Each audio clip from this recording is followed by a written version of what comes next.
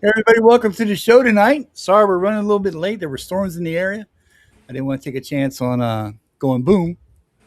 Uh, how we all doing this evening? Doing good, doing good. Pretty good. Weather's good over here. We were supposed to get some pretty nasty storms, but so far, pretty quiet in So far, so good. Michigan.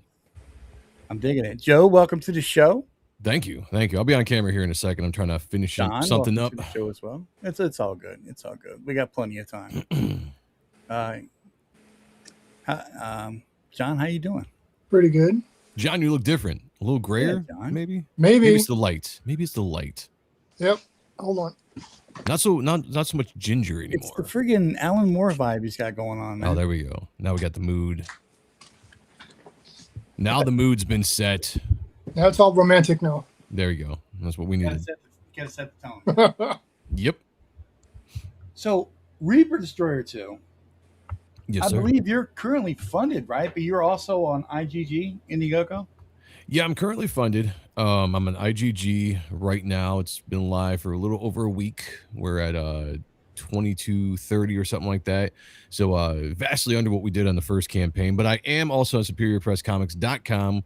Altogether, the campaign has raised almost 10K. So we're trying to get to that 10K mark. And congratulations. Thank you, man. Thank you. Yeah, this is it's interesting, the whole crowdfunding game. Watching the numbers tick up, watching them tick down, watching campaigns explode, watching them struggle.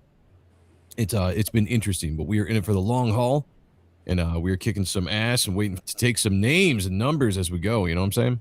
Would you say that this is funding faster than the first one? No. Unfortunately, the first one, I mean, we funded in 2 seconds on the first one. Wow. Yeah.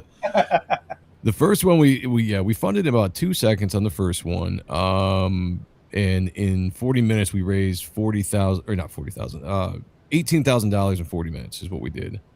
Nice. And that's all word of mouth, dude?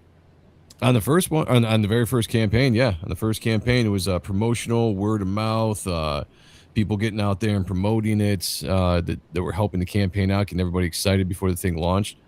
It was a hell of a thing. It was on Michael Bancroft's channel back in 2022. Right. Yeah, it was crazy. Amazing, dude. Yeah, and you ended up with not quite six. Did you go 6 figures on that? Nope, didn't get there. Just right around 80,000 is where it ended up. We had a little over 76 on the first campaign. I did a second chance campaign and got another about 4. So it's right around the 80. I never really added the two numbers up to see what it was, but right around the 80K number for the first campaign or the first book altogether. But by all measure, a hit. Yeah. Oh, yeah. It was absolute hit. It's got great reviews. You know, a ton of people reviewed it. Got a lot of responses. People were very excited when the second book was coming up and getting ready to launch. And I just hadn't done the numbers that the first campaign did. And there's some reasons behind that I could probably go into specifically on why I think that is. But, you know, it is what it is, and it's doing what it is. But, you know, the good thing about this is no matter what, I'm putting these books out, whether the campaign makes 80 grand or 2 grand. The books are going to be made and put out. The company is still going to be putting out books and moving forward. You just got to roll with the economy and everything that's going on and keep on rocking and rolling because we got a great story, great characters, and I think they're going to be fun books to read, and I'm not going to stop working on them. Yeah, I'm looking forward to getting this one because now we're going internally. Matt sort of goes into his mind, into the scary places, the deep recesses of his memories and whatnot, and tries to piece together who he is and what he's meant to do, right? Yeah. So we're going into, so what's going to be fun about this is we're doing a little bit of I'm not going to say an experiment, but we're just changing up the story just a little bit as far as the tone. How about that? We're changing the tone of the story up a little bit because the first story was very much based on, you know, bricks and mortars, New York City, the typical thing you would see a dark hero existing in. Because, you know, I created the book back in 2006. And it still had a lot of the overtones of that idea back then as I was tweaking the story into what it was. But as I've matured as a writer and seeing where the story is going, I wanted to take it in a slightly different direction. And so I started really falling in love with the fantasy aspect of stuff, the fantasy art. We had a lot of artists on art and stuff over the last year or so that were kind of like, you know, dipping into fantasy territory. And I was like, man, some of that looks fun. Looks like it'd be fun to draw. There you go, John. Yeah, John yeah. representing. Shameless product placement. I There got you mine go. somewhere. It's on the bookshelf behind me. I'm That's thinking There you about go. it. One I got I too. should have dug it out. I wasn't even thinking about it. I love Oh, it. you got a shirt too? Dirty dog. Yeah. My guy. See, man, That's what the Isaac a Bell better shirt. host than me. Yeah, that dude's awesome. How you liking that, John? Is that a good shirt? Does it feel good? Yeah. Does it fit good? Yeah. Nice. All the shirts I've gotten from it are very nice as well. I've got a cool Reaper Destroyer shirt. I need to buy some more of the shirts. Of course, I get my stuff at cost. But I work through. I encourage anybody that tries to do merch, instead of going out there and buying a ton of merch, find a good third-party store that you can work with. It's a print on demand. And now you might not get as much profit, but you're getting more of your stuff out there. And I've sold quite a bit of the shirts. People seem to like them. Seem, getting some pretty good feedback on the shirts, on the hoodies, on the hats, and all that kind of stuff. So I'm glad to see them out in the wild. Yeah. Speaking of let's bring your site up and let's check out some of your merch that you got going on here. Let's try to make you some money tonight. Let's Mr. do it. Sonntag. Let's get into it. Let's go. If Love you that guys money. could, hang on, my mouse is pausing a little bit here. SuperiorPressComics.com, I believe, is the website. Yeah, there we go. Yeah, That's it. SuperiorPressComics.com. Here you can go. If you don't want to do the Indiegogo thing, you can back here on SuperiorPressComics.com. Don't worry about the counter down there. We'll still have the campaign up even after that ends. That was kind of more or less, we threw that up there when we didn't have Indiegogo going at the time. You've been having trouble with that counter since you first put it up there. Well, I was having trouble with the store counter that would count up the sales and stuff. This counter has actually been pretty good. This is just a countdown, because originally I was only going to run this campaign for about 30 days and then move everything over to IGG. But I decided to keep it up here, so I launched it for another 60 days. Now we're running up to about 2 months on this campaign, and we're just going to probably end this just to end the counter, and it's just pre-orders on the site regardless. But if you don't want to back an IGG, you can go to SuperiorPressComics.com and back here. It's got every single thing on the IGG, plus it's got more. Now, all you got to do to navigate this site is very simple. When you go to the top header, the very first thing you see right there is the mailing cover. It says back here. It will take you right to the page. That'll take you to the Indiegogo page right there. Boom. Look at that. Boom. So that'll take you to the Indiegogo page.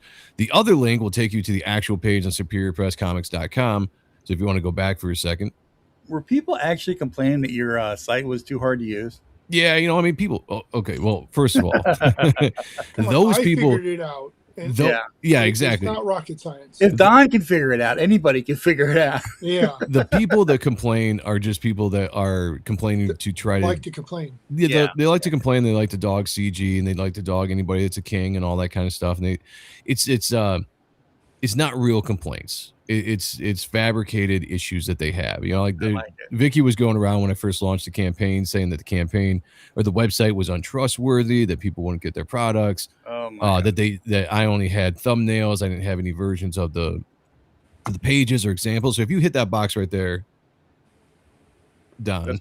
Yep. I'm wearing my product. So there you go. The site works. That's right. Yeah, John's a spitting example of what we can do here. So here's the actual product page. So it gives you a little breakdown of the synopsis of the book, and if you go down, there's all the perks right there. Now, what they were doing is people were going to this site and they were just looking at this site right here. They weren't doing any kind of investigation. They were just like, oh, this is all he has on the site, or just little thumbnails where you can pre-order. Well, the cool thing about this site, and this is a Shopify site, by the way, people. Shopify, very trustworthy site to go to spend money through. They jump through a lot of hoops. In fact, you have to put these products up as a pre-order, otherwise they won't let you actually sell something that you don't have in stock. Because if you have something sitting in your orders and it's not fulfilled, they'll start barking at you in emails and be like, why hasn't this been fulfilled yet? Because they want to make sure that people aren't getting screwed over. So you have to do a pre-order option to show that, hey, this is a product that's being made. It's going to be delivered in such and such a date. And that's the way we can do it on this site. So very trustworthy. The sites go through, the money goes through, everything goes through the shopping cart, and then that goes through the Shopify checkout. So everything is very well secure and taken care of. And this was the thing that people were complaining about. They're like, this, you only's got thumbnails, no information. Click on one of the tiers, Don. Any one you want. Okay, so you go here and we got all the examples. You got the same thing. You got the synopsis of the book. You got all the information you need. Now go ahead and click on one of those images on the left there. There you go. See, now a bigger picture opens up for you to see. Now go ahead and click it one more time. Look at that. Oh, yeah. You can't do this on Hey, any other girl. site. You can't go and get this kind of in-depth, high-quality images on Finger here. Indiegogo or Kickstarter or anywhere. But on this site, you can have a really good in-depth look at the art, blown up, high definition to see what you're going to be getting in this book, which is what I really loved about this website. And I see people going on saying like, oh, there's no information about the book. There's no images of the page.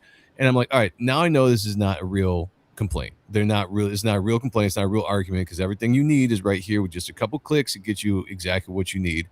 And it shows you a kick-ass book ready to go. So that's all the complaints are. It is what it is. You're going to deal with those people as long as you're in this space. And I've just learned to live with it. You got to love the haters, man. They keep things interesting. Love them. Yeah. Yeah. I don't mind them at all. They keep on making noise. It's all good. That's right. But I mean, look at the art on this, the coloring, the inking. My God, sir, you really stepped it up. Thank you, sir. Yeah, this book is going to be amazing. It's going to be great. If you guys like the first book, you're going to love this book. Just on the art alone, there's a step up, like Don was saying, in skill. Obviously, I'm working with some great talents and Dave Kemp doing the colors on this book and really just understanding what I want to do with the color storytelling, the tone of how this issue is supposed to be. Obviously, I got Marla Quiza doing the inks on this book over my original pencils. And then obviously, I'm a very, very talented artist, everybody. You know, I'm just kidding. But this is going to be great work. You're not going to want to miss it. Top tier, professional level. I put my stamp on that, guaranteed. And you come up with so many original poses too. Just stuff that's never been done before. Yeah, never been done before. Never been done before. Yeah, like I'll show you. Go back one. Go back one. I'll show you a pose. Go down to the issue one there. Right there. We go. There you go. There we go. That's the much ballyhooed pose. Yeah, right yeah. This pose has never ever been done before in the history of poses, and I just have to say, in the history of art, dude. In the history of art, yeah. Art pose. Nobody's ever done this. A character standing there with his arm out, staring at the camera. Nobody. Looking all kind of menacing and whatnot. This has never happened. Yeah, scroll down. Get an image of this amazing, never done before image. Look at that. This is truly breathtaking. Look at that beautiful. And its originality and its intuitiveness. Yeah. I don't understand what all the haters. He's staring at his palm saying, "Yeah, it's me and you later." Yeah. He's got his hand up. He's empowering everyone to buy Reaper Destroyer 2. That's right. That's right. Even though this says 1. This is the third printing of 1, but he's saying buy 1 and then go snap. buy 2. You've gone up to 3 printings, dude. That is nice. Yeah. Well, so here's we obviously the first printing was the original campaign, and the original campaign, none of that is being reprinted again. The Dale Keown cover, Shelby Robertson cover, my cover, there you go. It's never being printed again. That was a unique first run. Then I did the Second Chance campaign, which was the second printing. And I did that because I want to be able to reprint those images again for the first issue. And then I'm doing this, another cover on this tier on the second campaign. And that's essentially the third printing. So I'm trying to do it that way to get people encouraged, back the first time around. Because the first printings of books probably are never getting printed again. That's the special thing about crowdfunding. That's the first printed stuff that is for the backers. The second time we do stuff around, whether it's a Second Chance campaign or if it's a catch-up tier, that would be the second printing. Those are the covers that will be reprinted again and put in stores, taken to conventions, all that kind of stuff. I can't get over how freaking crazy John went on this cover right here, man. Hell yeah, dude. I mean, he was really channeling some Sam Keith. Well, it's funny too because he did this before Keith died. And when I first got the art and I shared it with my co-host on the Griff, Sean, I was like, dude, check it out. John did the Sam Keith telephone cords. And he's like, dude, that's badass because no one's really done that with the Reaper Destroyer art. So it was very unique. It stood out. And then unfortunately, a few weeks later, Sam Keith dies. Yeah. And so it's the tone to the new story as well. Yeah, and let me get to that in a second because John's great when it comes to that. But I released this cover after Sam Keith dies because we all like Sam Keith. We grew up with him. R.I.P. R.I.P. I was down in Texas when the news broke that he passed away, and so I was like, you know what? I wasn't going to show this cover yet, but let's do it because it had the Sam Keith vibe. And I threw it on there. People loved it. It blew up. John did such a fantastic job. And of course I got haters would come out and say like, oh, trying to capitalize on Sam Keith's death and blah, blah, blah. I'm like, whatever, dude. You're Yeah. hating for no reason. That's fine. You go do you. But Exactly. I wanted to show the influence that Sam Keith had on a generation, which was my generation, in the 40s and 50s. Well, I'm not 50 yet, but you know what I'm saying, like that generation, Generation X, early millennials, whatever you want to call it, had a big impact on our arts, what we're doing. I was like, there's John. John doesn't usually draw in this style, but he just had that idea when he was doing this cover to throw in the telephone cord wires, just be like, this needs a Sam Keith like kind of esque, aesthetic to it. Now, what's cool about John is he was the only artist that came to me and asked me a little bit about what was going on. He's like, "Can you tell me a little bit of the plot of the story? Because I want to work in some elements to the cover." And I was like, "Oh, that's interesting." Because usually when I approach anybody for a variant cover, I'm just like, "Hey, certain artists, just do what you want. Here's your character designs. Tell me what character you want to do, and then just do something cool because it's a variant cover, Right. And John was like, "No, I want to do something when it comes to the story." So I told him a little bit about the plot of the story, things that were going to happen, sent him some art that I'd done, some sketches and things of my ideas, and he came out with this cover. And I was like, "Damn, dude, like this is actually the only cover on the campaign that actually shows some story of what's going to be happening." And yes, we're going into this dimension called the Veiled Dimension in Matt's head. It's your own personal pocket universe that everybody has, and that's where your soul resides. And while he's in there, he's going to be taking almost like a trip down the rabbit's hole, which is, if you see this little Easter egg that John put in there of Alice sitting on his signature, it's because I told him, I was like, this is kind of like an Alice in Wonderland meets, whatever. I was like, because we're going to be going down the rabbit hole. It's going to be very trippy, and that's why I keep saying, like, this is an acid trip wrapped inside a dark, twisted fantasy. Because while we are in this veiled dimension, while he is slowly falling through his subconscious, going to darker and darker places, things are going to get trippier, which is why the pages that I put up there, that's the beginning of the book, as it first arrives in the veiled dimension, it's kind of like this nice, beautiful, like fantasy Lord of the Rings kind of land, very peaceful. He's very much a fish out of water. You don't expect to see that character standing in the setting, but very quickly we're going to slowly get into, or we're very quickly we're going to get into this trippy, dark aspect as he actually starts trying to penetrate his subconscious. One, he's trying to figure out who he is, so he can find any kind of memories that gives him a clue, and also he has to track down Apophis, who has his soul hostage right now, so he can gain control of the armor, gain control of himself, and hopefully keep on going forward. So it's going to be a very fun book, much different than the first issue. This is the second issue of a 6-issue story arc, so we're really starting to put down the tracks of who Matt is. I had some complaints. I'm not gonna say everybody. I had some complaints, and there wasn't enough development of the Matthew Walker character, which is the main character in the book, because he's very much supposed to be a mystery. You're not supposed to. He doesn't know a lot about himself. You're not supposed to know a lot about him. But we're gonna start diving into who he could possibly be and what his the secrets of his past might hold in this issue as we're going forward with the story. It's gonna be fun. I love everything about it. Thank you, sir. Thank you. I know it sounds kind of crazy, but one thing that I like about it, it's so fucking fun to draw. Yes, sir. Hang on one second. I'll be right back. What's going on, Sheldon? It's going pretty good. I'm trying to figure out your character. Get the friggin'. Oh, you got it, man. I also Just draw got awesome. I got that same comic that John pulled out too. There you go. Everybody's pulling their comic out. I feel like Whip it out. Whip it out. Yes, the Shelby Robertson cover did a fantastic job. He was actually the first person to do a cover for the book, because I hadn't finished mine yet, and he just sent that to me one day. He's like, "Hey, man, check this out. Use it for whatever you want." I was like, "Oh, can I use it for a cover?" And he's like, "Do it." He actually just drew it as a fan art because he really liked the character, and he'd been on the streams quite a bit, and we were all cool with each other. And so I was like, "Dude, I'm putting this on as the variant cover for the campaign." So when this first launched, it was just my cover and Shelby's cover before we got the Dale cover. 30 days into it. If I sound far away, I'm looking for the book. So far away. It's all good, man. And that's what launched Shelby's career. That's what it was right there. And then they went on to do bigger and better things, all because he did a cover for Reaper Destroyer issue 1. Yeah. Everybody else pulls their books out. I got nothing. Art Haida says, "Hey Joe, I got a shipping notification. Is that for the sketchbook? It's probably for the Second Chance campaign if you back that, because all those books are going out. I have only 8 more orders to send out, and those are all foreign orders that I have to work through Critical Blast to get those out. But yeah, I've been pretty much the entire Second Chance campaign is in the mail and going out, and we will be now focusing on getting that sketchbook out. And I think Art Haida is maybe the only one that got a remark, if I'm correct, on that sketch cover. So What? Yeah, so his might take a little bit longer to get because once the books come in, then I'll have to do the remark and then I'll send it out. But my goal is to get that sketchbook out here within the next month, and that'll be 2 campaigns this year I've fulfilled. So that'll be 3 altogether, racking them up.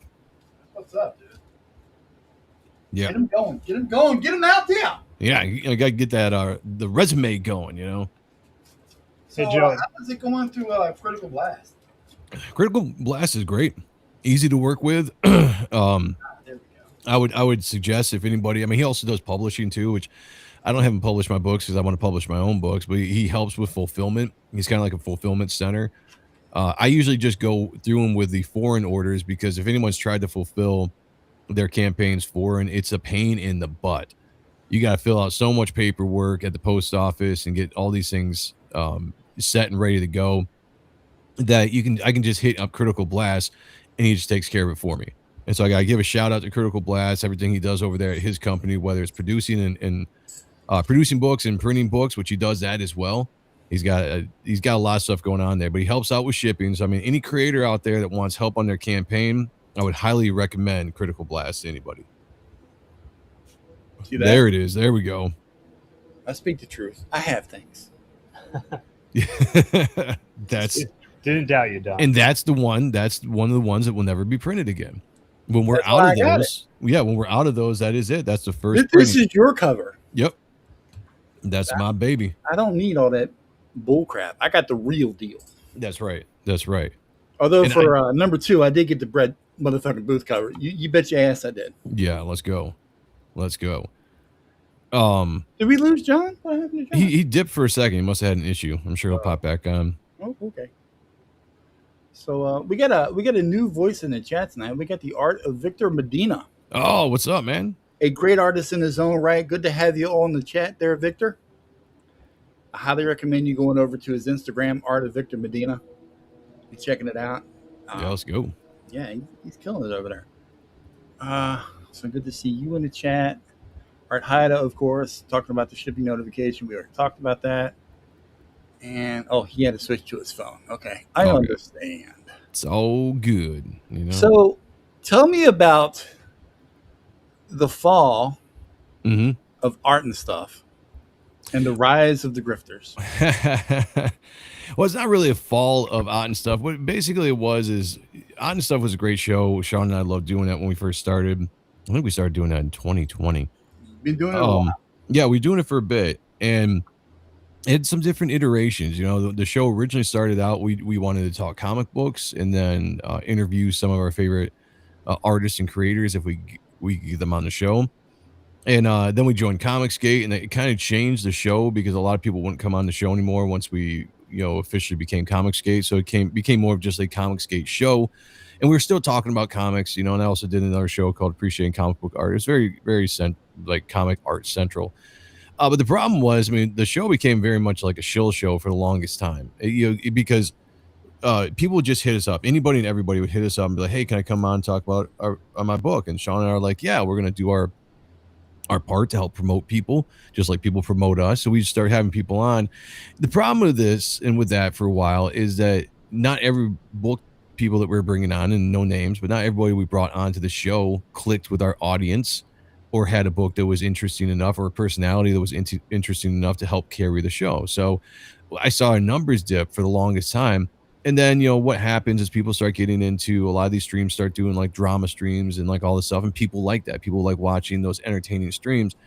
And I was just like, we have a very niche subject matter with the comic books. Not that I want to abandon it, but I want to do something else. We've been doing this for 6 years. So I talked to Sean. I was like, hey, what do you think about doing a different show where we dive into other stuff and we're not restricted to just talking comic books? And he was like, let's do it. So we picked up Kayla, who is our co-host on Appreciating Comic Book Art. Like, let's bring the trio together and then just make the show is pretty much about anything we want to talk about, whether it's comic books or movies, or if we want to talk politics or cryptids or UFOs, it doesn't matter. Anything we want to talk about, we're going to talk about on that show. And we've done 6 episodes, I think, so far. And it's been fun. The last episode was great. It's been a blast. So that's kind of all it was, is ending one thing and then starting something new and just kind of evolving with the times. Well, that's good. I'm just glad you guys are still doing it.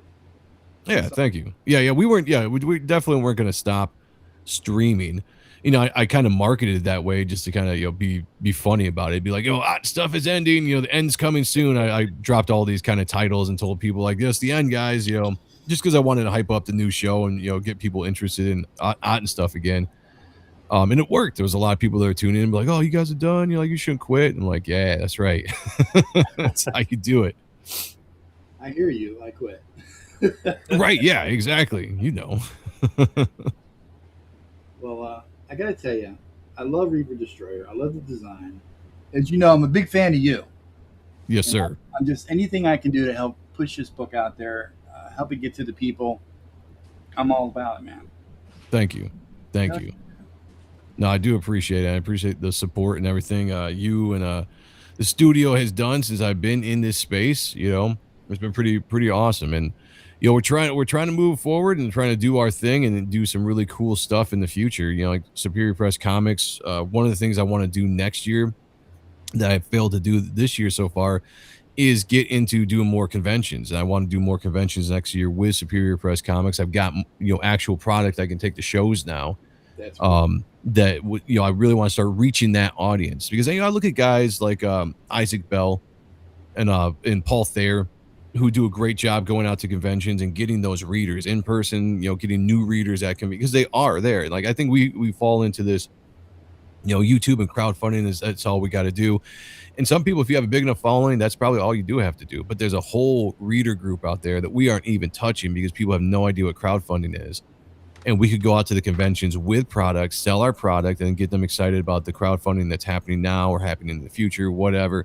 Start gaining new readers. That's my goal for 2027. Well, those two guys, they worked their butts off, man. Yeah, they did. Yeah, those guys are fantastic at promoting. And the thing that makes me jealous is they're a lot younger than me. So, well, I mean, Isaac Bell's a similar age, but he's been doing it for a long time. But Paul, he's quite a bit younger than me, and they just go out there and they kill it every night doing their thing. And I couldn't be more prouder of those guys doing it and creating their following. Hell, Paul's got a table at San Diego Comic-Con. He's been doing that for like the last 3 years. Yeah. That's impressive. That's some impressive stuff. So shout out to him. Yeah, it's not exactly small fries. I've been trying to get him on the show for a while, too. Yeah, he's really busy right now. I know he's dealing with prepping for San Diego Comic-Con, which is a big deal. I think he'll have a little bit more free time once that's done. So other than Reaper Destroyer, what else is Superior Press got going on? Well, right now we are producing Zachary Maroy's book, Mondor's Rising. Yeah. And it's the first creator-owned book at Superior Press that we're bringing on. And when I say creator-owned, obviously there's my stuff, but I wanted to kind of reach out and bring some other people on that wanted to be published with the Superior Press logo on it and be under our company, our banner. And Zach, I've been friends with Zach for a while, and he just approached me one day about it. He was like, hey, man, what do you think about this? Because he heard me talking to Kayla about it one day. And I was like, yeah, man. And I was like, I believe in your book. He's a fantastic artist, fantastic dude. And I was like, yeah, let's do that. So like, I'm not just... we're going to open up submissions to the company at some point, but we're not just going to take on anybody that submits to the company. Like, you got to be vetted. The reason why I'm going with Zach is I know Zach, but you got to be vetted as a creator because we don't want to bring on anybody that's going to screw over the fans through crowdfunding or whatever. So it's going to be kind of a very hard thing to get into Superior Press. Not saying that we're this prestige elite company, but I want to make sure that if I'm putting my stamp of approval on a creator and my company's logo, that they are going to be on the up and up. And I think Zach is definitely that. Plus, he just meets the qualities of professional level story and art. And I think it's going to be great. And he's the first, possibly more. I don't know. We'll see as it goes. But I would definitely, I'm not scared to bring on other creators if their books are good, if their stories are good, and they're driven to succeed. Sounds cliche, but if they're willing to do that, then I'm bringing them on. Like, yeah, be a part of my company.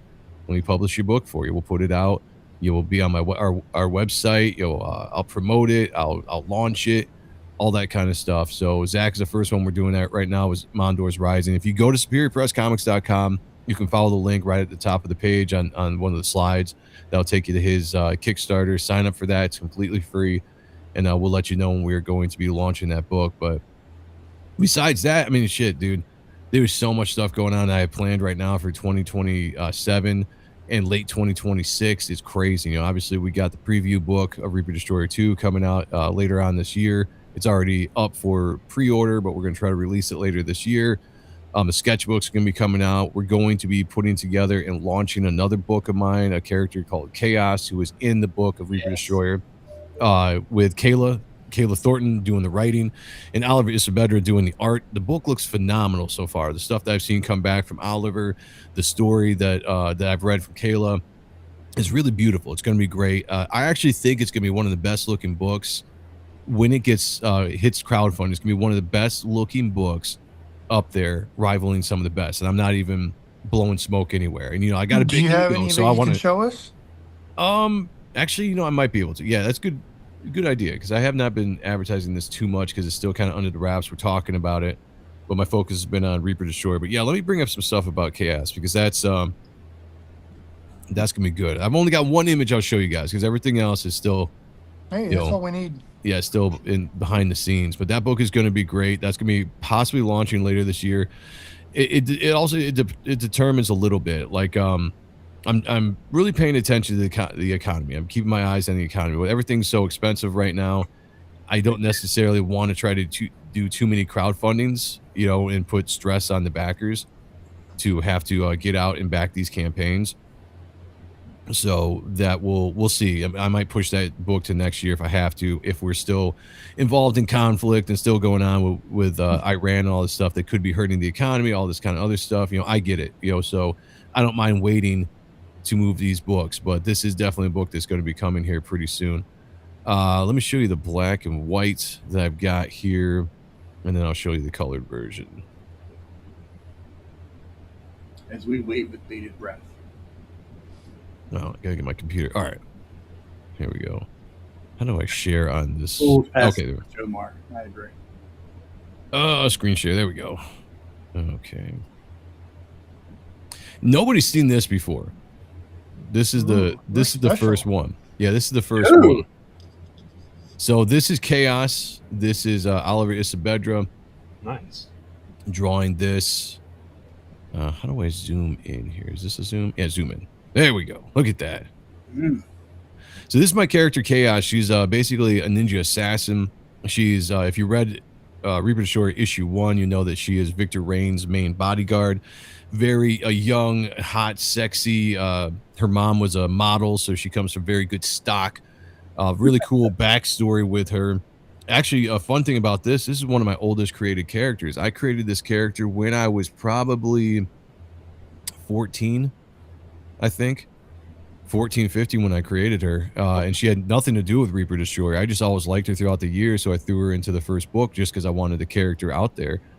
And when I was talking to Kayla one day, we were talking about the character. She liked the character, and I was like, you know, I really kind of want to develop a series for herself, because I have this whole backstory. I have this whole story in general that I want to tell about her. And Kayla was like, let's do it. So I hired her on to do it, and I pitched her the story, and then she went and worked on it and came up back with a fantastic 5-issue miniseries based on my story. And then I grabbed Oliver up because I had him pegged to do a different book, but I was like, you know what, dude, like, I really want you to do this book instead. And he was like, let's do it. So they did some cover art and knocked us out of the park, and looks phenomenal. So this will probably be a variant, one of the variants for the campaign. So there's a full color version of this I'll show you guys in a second. But this was I like the tactical use of color on this too. Yeah. Yeah, and that's all Oliver. Like, he drew this, and he's like, hey, can I give you a couple different versions of this? And I was like, sure. So there's a black and white that's the blood's not colored. And then there's this one they sent where it was just kind of like Frank Miller style, right, with just the blood. That's and what I was like, damn, dude, that's awesome. It had a Frank Miller feel to it. Yeah, yeah. So I right off the bat, I was like, yeah, we're using this as a variant cover. This is gonna be like maybe a limited variant cover or something with just, you know, the black and white blood version of the cover. You may as well just go sign me up for this one too. Yeah, once we get this out, once we get this set up, this will, now the interesting thing about this one, this will probably most likely be a Kickstarter. Let me get the colored version up here. This campaign will probably be on Kickstarter because I've never been on Kickstarter before, and I kind of want to see what it's about over there. And I figured this would be a good campaign to kind of put over there because it's a chick, you know, like everybody loves chicks. All the nerds out there love the chicks over on. You know, I'm not saying that I'm going to have a booby cover like Kickstarter does, you know, but yeah, we'll Just get it. They wouldn't say no if you did. Right? Yeah. All right, here. Let me show you guys the colored version of this now. Red with blood. And unfortunately, I couldn't find the high-res version of this, so this is the best I've got, but here's the colored version. Oh, I love the green, dude. Yeah. Yeah, you know, I love characters that are all green hair, green lipstick, green eyes.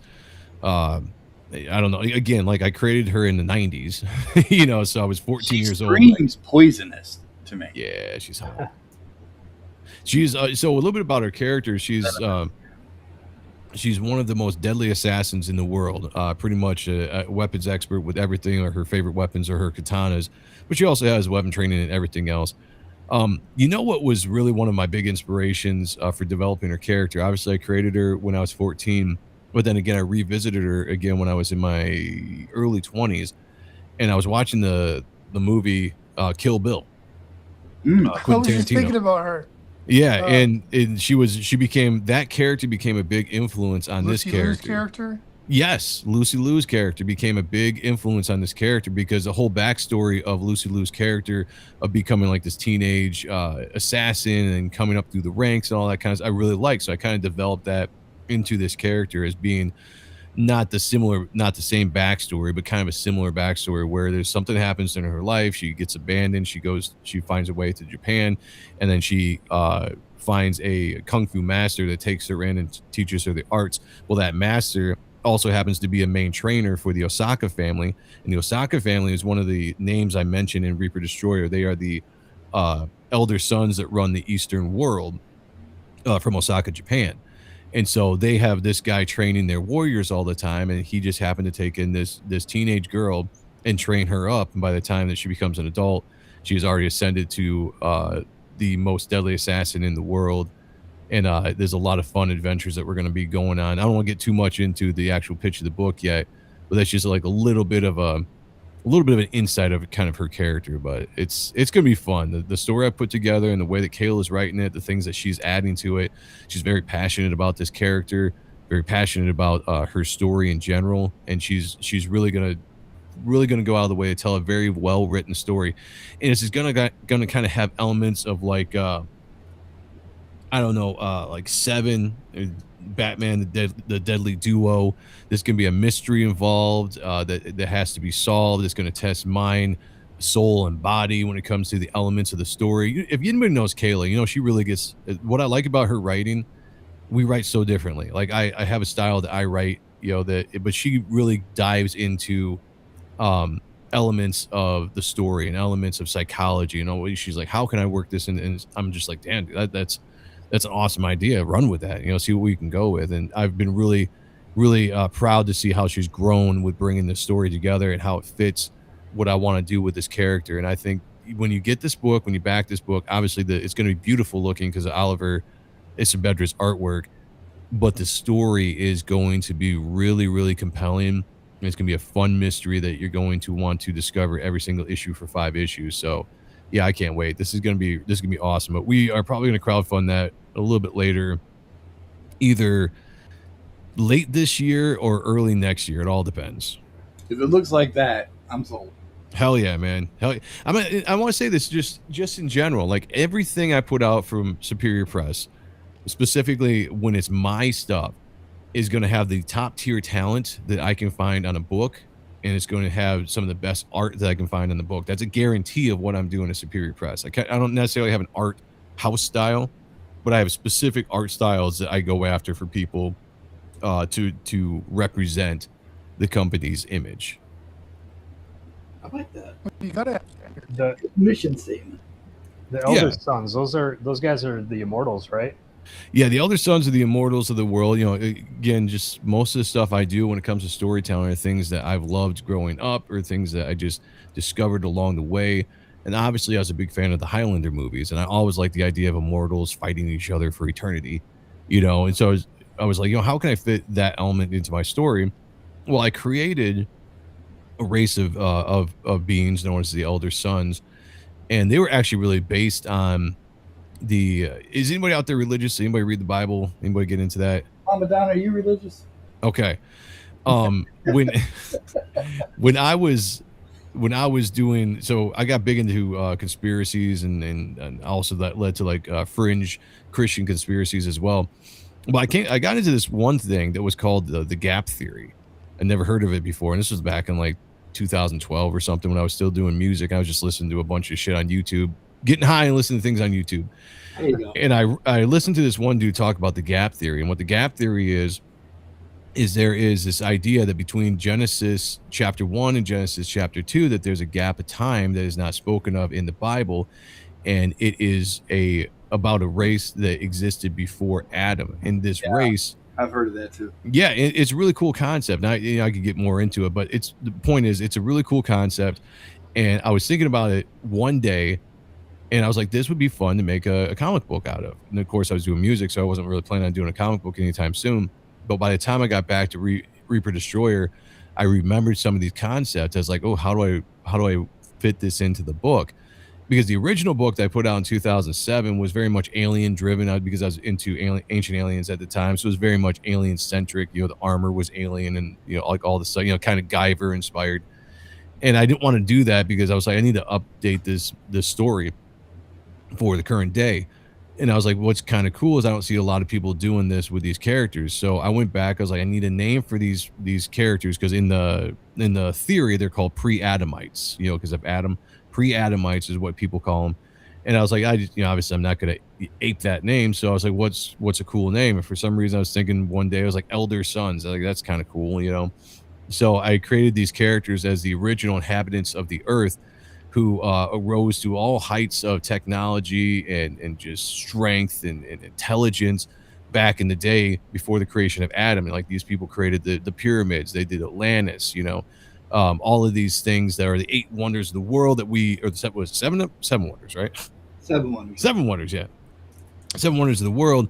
These people are responsible for doing it, and at some point their race got completely wiped out, and then a new race was created, the race of Adam, which all the humans in this book come from, like the race of Adam, where the Elder Sons are a different creation. But what they did is they were still able to hang around and mix in with the humans because they look like humans. They pretty much were indistinguishable from them, except that they were in the book, they're much more attractive than humans. They just have that kind of elven, whatever it's called, look, to them. But what they did back in the day was they would come down and they would mingle in with humans, and because they were stronger or smarter, all this kind of stuff, they would pose as gods, or they'd pose as emperors. Or so throughout the years, they were able to kind of rule humans behind the scenes, whether they were posing as a pantheon of gods or pharaohs or kings or whatever, presidents, world leaders. As the years ticked on, they just ran the world behind the scenes, and they became like the Illuminati, or like the secret societies of the world. So this was like coming all out of my conspiracy theory lifestyle that I was living at the time, bringing all this and putting it into a story. You were living a conspiracy theory lifestyle, Joe. Yeah, well, I mean, it was pretty intense there for a while, like when you first get into it, you're like, oh man, like I've got all the answers, like all this stuff is falling into place. I'm like, the world is run by reptilians. Yeah. So what it did is it would allow me to have a lot of cool story elements that I could bring into Reaper Destroyer. So if you read this book, and if you like conspiracy theories, or you like these different elements, pop culture, religious, you're probably going to find something about this book that you like, because this really is a brain dump of so many different elements of my life that I've somehow tied together in a very big story that spans pretty much from the beginning of time to the end of time. But we are focusing pretty much on this era of time that Reaper Destroyer exists in. So a very big, vast world to play in, a lot of characters as well. And we're just getting started. I mean, issue 1 was great. Issue 2 is going to introduce more characters, but there are so many characters I've created for this universe that we haven't even got to yet. It's insane. Yeah, it's very interesting. Yeah, the thing about conspiracy theories, and then when they blow your mind and stuff, and then you're like, oh yeah, I got to go back to work now. Yeah, that's and of course when I got into it, I was very much still doing the band thing, so there's still a lot of drugs going on and party life, and I would just have nothing to do except to smoke weed and listen to all these documentaries and whatever I'd find on YouTube. And at the time, YouTube hadn't blown up like it is now. Like in 2012, 2010, 2012, it was a thing, it was popular, people were going there, but it hadn't really blown up. So it was like this wealth of a place to go to where it's just like endless amounts of like these independently made documentaries or people just jumping on or making a video on camera talking about different conspiracies and talking about this or talking about that. It just became very fascinating to me, especially long trips on the road and everything that we would have, hours driving from city to city. I would just pop in a podcast or whatever you would call it now on YouTube and just listen to just all of these crazy things. And whether I believed it or not, I was just like, man, that's cool. It makes you think like, okay, what if there are reptilians, right? Like what if there are shape-shifting people, reptilian bloodlines and all this kind of stuff. David Icke, I get big into David Icke for a second. He was really pushing the reptilians thing for quite a bit of time. He might still be, I'm not sure. Yeah, I think he still is. Yeah, I haven't listened to his stuff in a long time, but there was a period of time where I was just like, oh man, yeah, the royal families, they're all lizards. Lots of drugs. Lots of drugs. If it's all true, we're definitely in a little bit of trouble. Yeah, the thing about conspiracies that make them fun are also the things that make them dangerous. Is that it's fun to make yourself think about the what ifs, but the problem is if a lot of the stuff they're saying is true, they've had ample amount of time to come up with evidence to actually prove some of these things. And yes, there have been conspiracies that have been proven true. And here's the problem. As soon as one conspiracy theory becomes truth, then it's every conspiracy theory is true in a conspiracy theorist's mind. That is the problem. It's like, oh, this is true, so everything else it's got to be true. It's just a cover up. It's just we're waiting for the time when the truth actually comes out to be revealed. And the problem was I had to pull myself out of it because you get so into these things, and documentaries are put together so well, and evidence is put together so well and presented in a way that it really makes you think like, oh, this could be possible. Like this thing actually could be true. And then you let your mind just kind of take over and you start thinking about it like, oh yeah, we got pyramids on the moon. Like there's ancient race that, they used to live on it, all this kind of stuff, the inner earth theory, the flat earth theory, whatever. Go down any rabbit hole you want to go down with lots of drugs. And you're going to find yourself in a place where you're believing a lot of things. You're MK Ultraing yourself. Yeah, it was crazy, man. Because I mean, literally, you smoke a bunch of weed and you sit and you put your earbuds in, and you just drift off listening to this stuff. And really at the time, it's like, I mean, what do I have really to compare? You can't. The thing about a lot of conspiracy theory is you can't necessarily prove it wrong, but you can't prove it right either. It just kind of exists in that middle territory to where if somebody doesn't believe in it, there's enough evidence that somebody can be like, oh, that's dog shit, that's not real. But if you want to believe in it, you can be like, hey, I feel like there's enough circumstantial evidence that things can be real and nobody can prove it wrong, so who's going to tell me that this isn't real? And people just get stuck in that middle, and all of a sudden now everything makes sense. And I just have to guard against that, because I'm like, eventually that can take your mind away where you just start believing everything. And if you believe everything, then you're susceptible, to really be fooled. So I stopped believing in a lot of stuff and pulled myself out of a lot of conspiracy theories over a period of time. It probably had to do with getting off a lot of the drugs and drinking too, because that probably contributed to it quite a bit when I was a little bit younger. Just a little bit. Just a little bit, yeah. It's got some good comic stories out of it. Yeah, that's what's in, and even today I will still listen to podcasts and stuff with a little bit different mindset, but I will listen to things as in just like story ideas. I'm like, okay, that's a cool concept. How could I work that into a story someday? How could I make that into my own? So a lot of things I will still jump into fun YouTube videos of somebody talking about something that's crazy. I'll see a crazy title and it's just like, oh, that's interesting. Let's see what this is about, and I'll just listen to them talk for about an hour. And sometimes I'm like, all right, that's kind of a cool concept. I don't believe it, but that would be kind of cool to turn into a story element. I think the craziest, well, not really crazy. I really got into the chariot of the God things for a long time. Yeah, me too. Me too for a little bit. And the sad part is a lot of it makes sense when you think about it. And being someone that is deeply invested with faith and Hmm. whatnot, it gets a little scary on the personal front. You know, you start thinking, well, okay, this makes sense in my head, but also I believe in God and Jesus and all this other stuff. So where am I going with this? You know? I love your thought process there, Don, because I had to do the exact same thing. Now, Yeah. what's interesting is I'm a very faithful person. Like I believe in God, I believe in Jesus. Nothing could change my mind to that. Very, very strong faith. Yeah. But there was a part of time, there was a period of time where I wasn't so strong in faith, and there was a lot of stuff that had gone wrong in my life. Uh, One of my biggest, or my biggest at that point, relationship when I was in my early 20s fell apart, very, very badly. Some very horrible times involved in that, and I kind of fell into some depression and some bad life choices when it came to drinking and other stuff after that. And I went through a period of time in my life, in my mid 20s, where I was I grew up a Christian. I was raised in a church.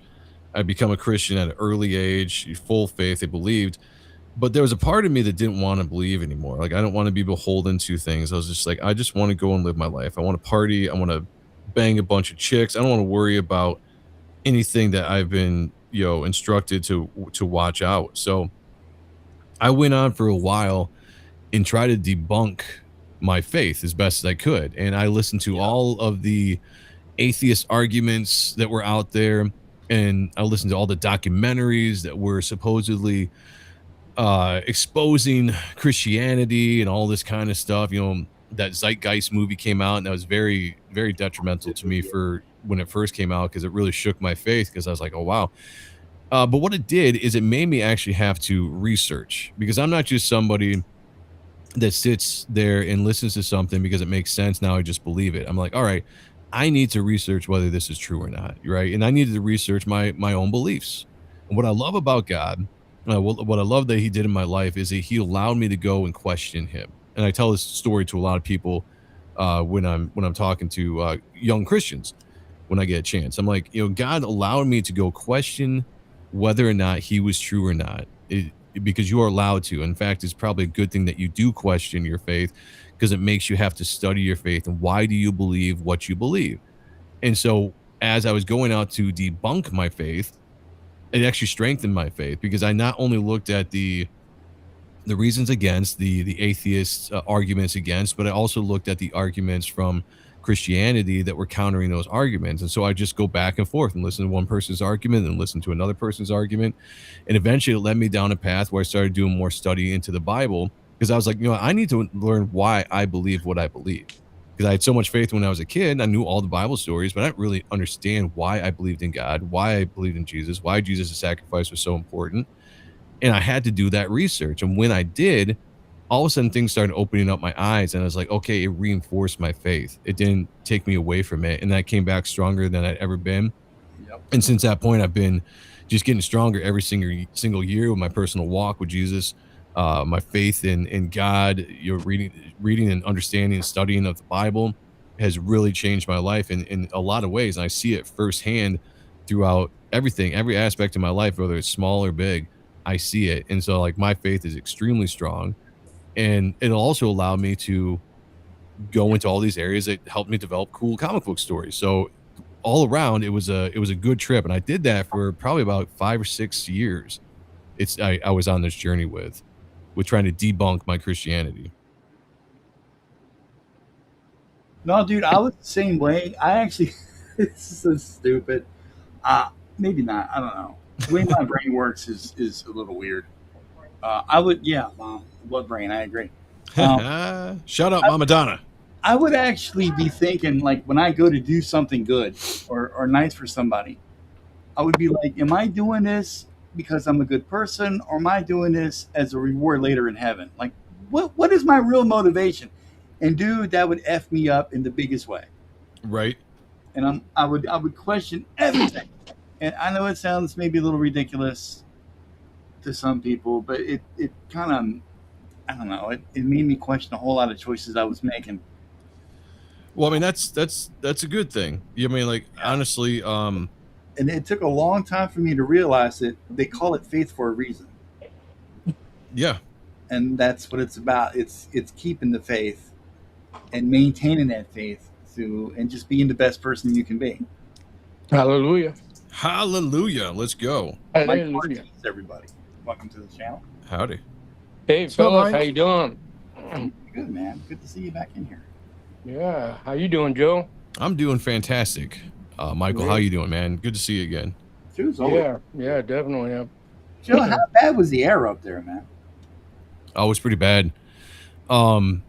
It was probably as bad as it's been. Now, we've dealt with some wildfires here. I'd say probably 3 out of the last 5 years or so. We've had poor air quality here or there because of wildfires. This was the worst. I mean, this was like literally I got up and I was going to work, and usually the sun is rising to my back as I'm driving to the east. You know, the sun's behind me. And I happened to look up, and the sun was in the sky as I was walking into work. And I took a picture of it and put it on the X. Yeah, you did. And it was just this red sphere. You could stare right at it, but it was so thick. The air was so thick with smoke that it was completely like blocking the sun. Like you could just stare right at this thing, and it was this beautifully That's not just ominous eerie at all. red. So Yeah, what side of exactly. the country do you hail from? Where you East- staying at? In Michigan, so Mid-East, Michigan. Midwest, Okay. I guess, depending. Some people say Mid-East. I'm Midwest, but I won't Right. argue with people. But it's right there. You know, So right am I understanding you're saying there are wildfires happening out there right now? in Canada. There's wildfire, like massive, yeah. massive wildfires in Canada. If you've seen some of the pictures, it's absolutely insane.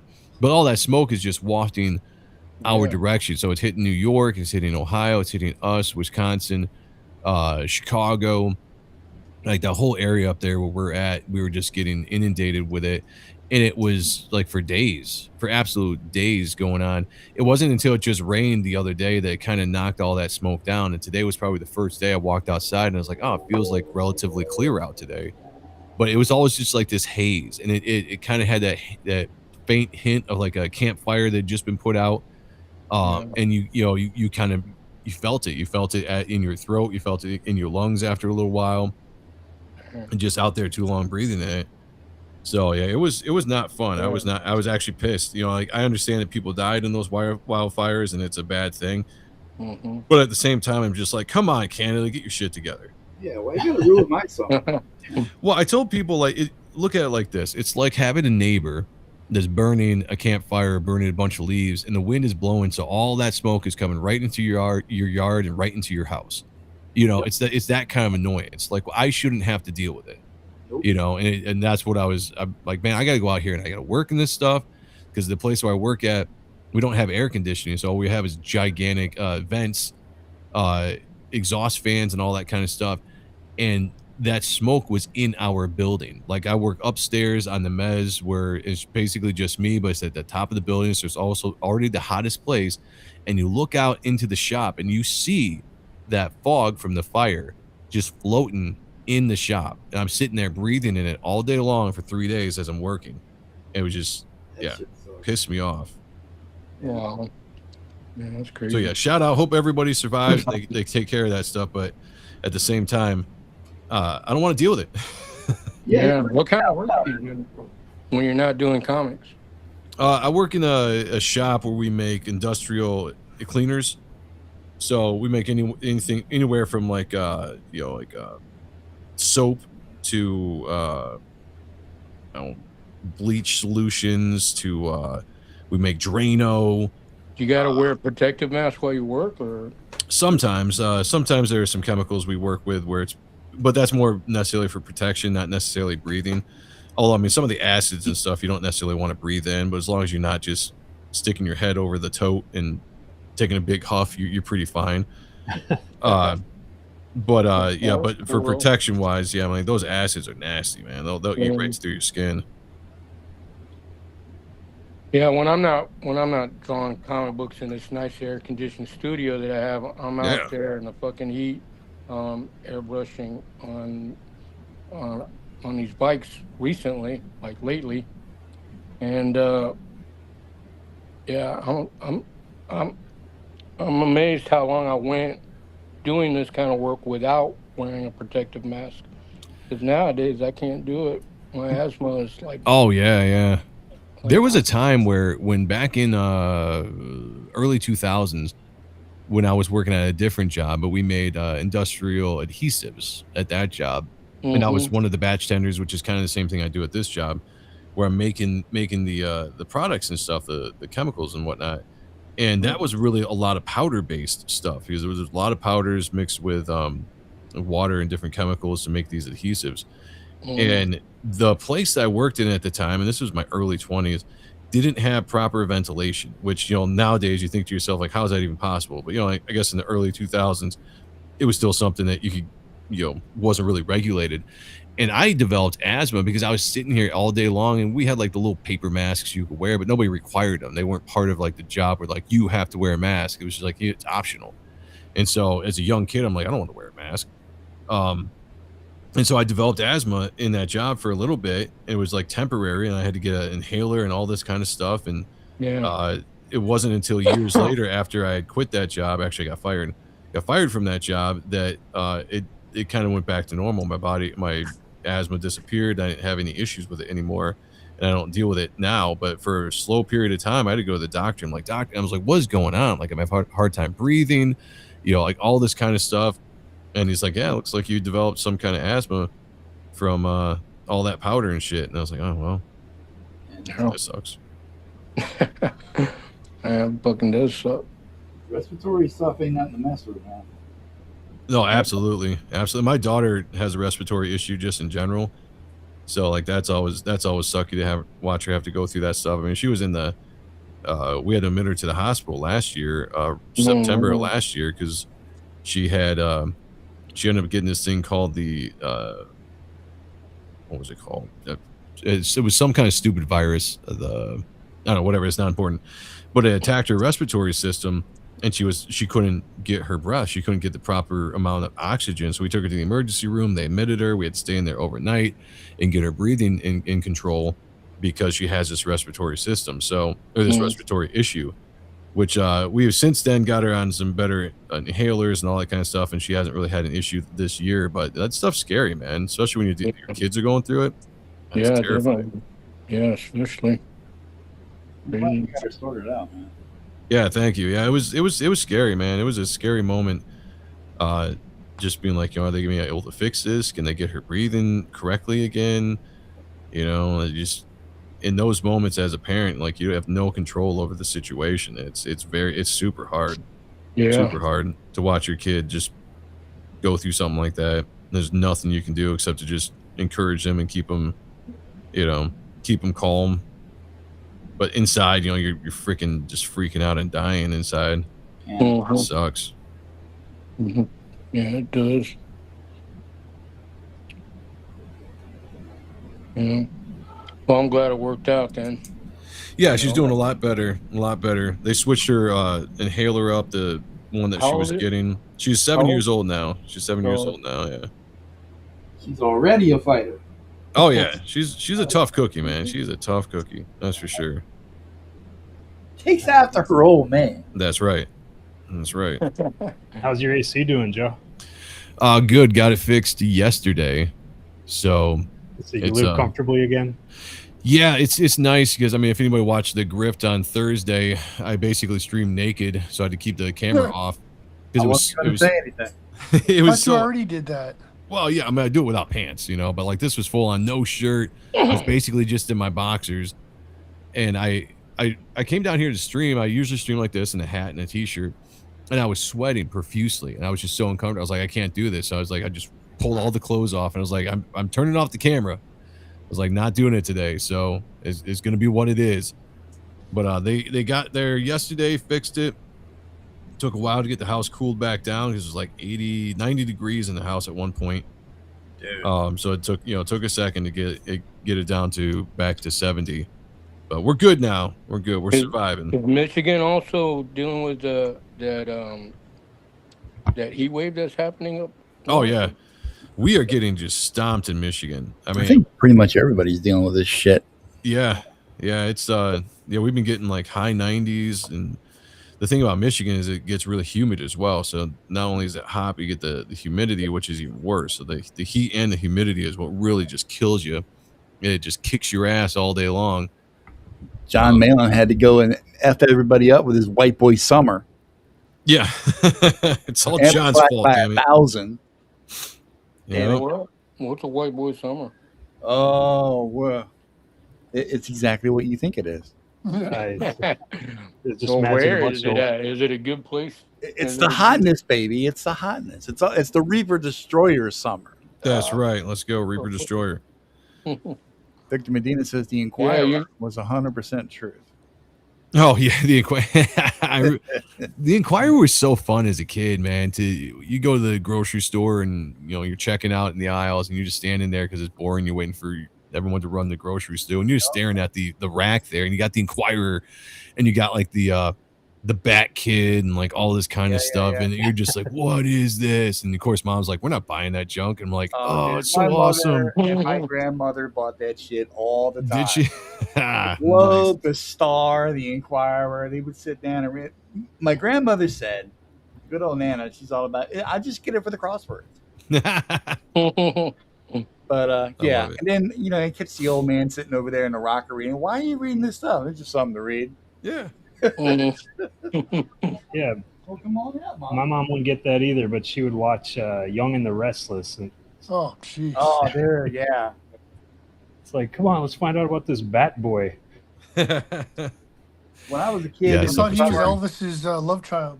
Right, yeah. You get all the Elvis news, Bigfoot news. I mean, that's what was cool about it as a kid. You see all these pictures, and you're UFOs, like, man, yeah. you don't know it's fake. You're just thinking to yourself, like, holy shit, they took a picture of this or this exists. You're like, that's so cool. So cool.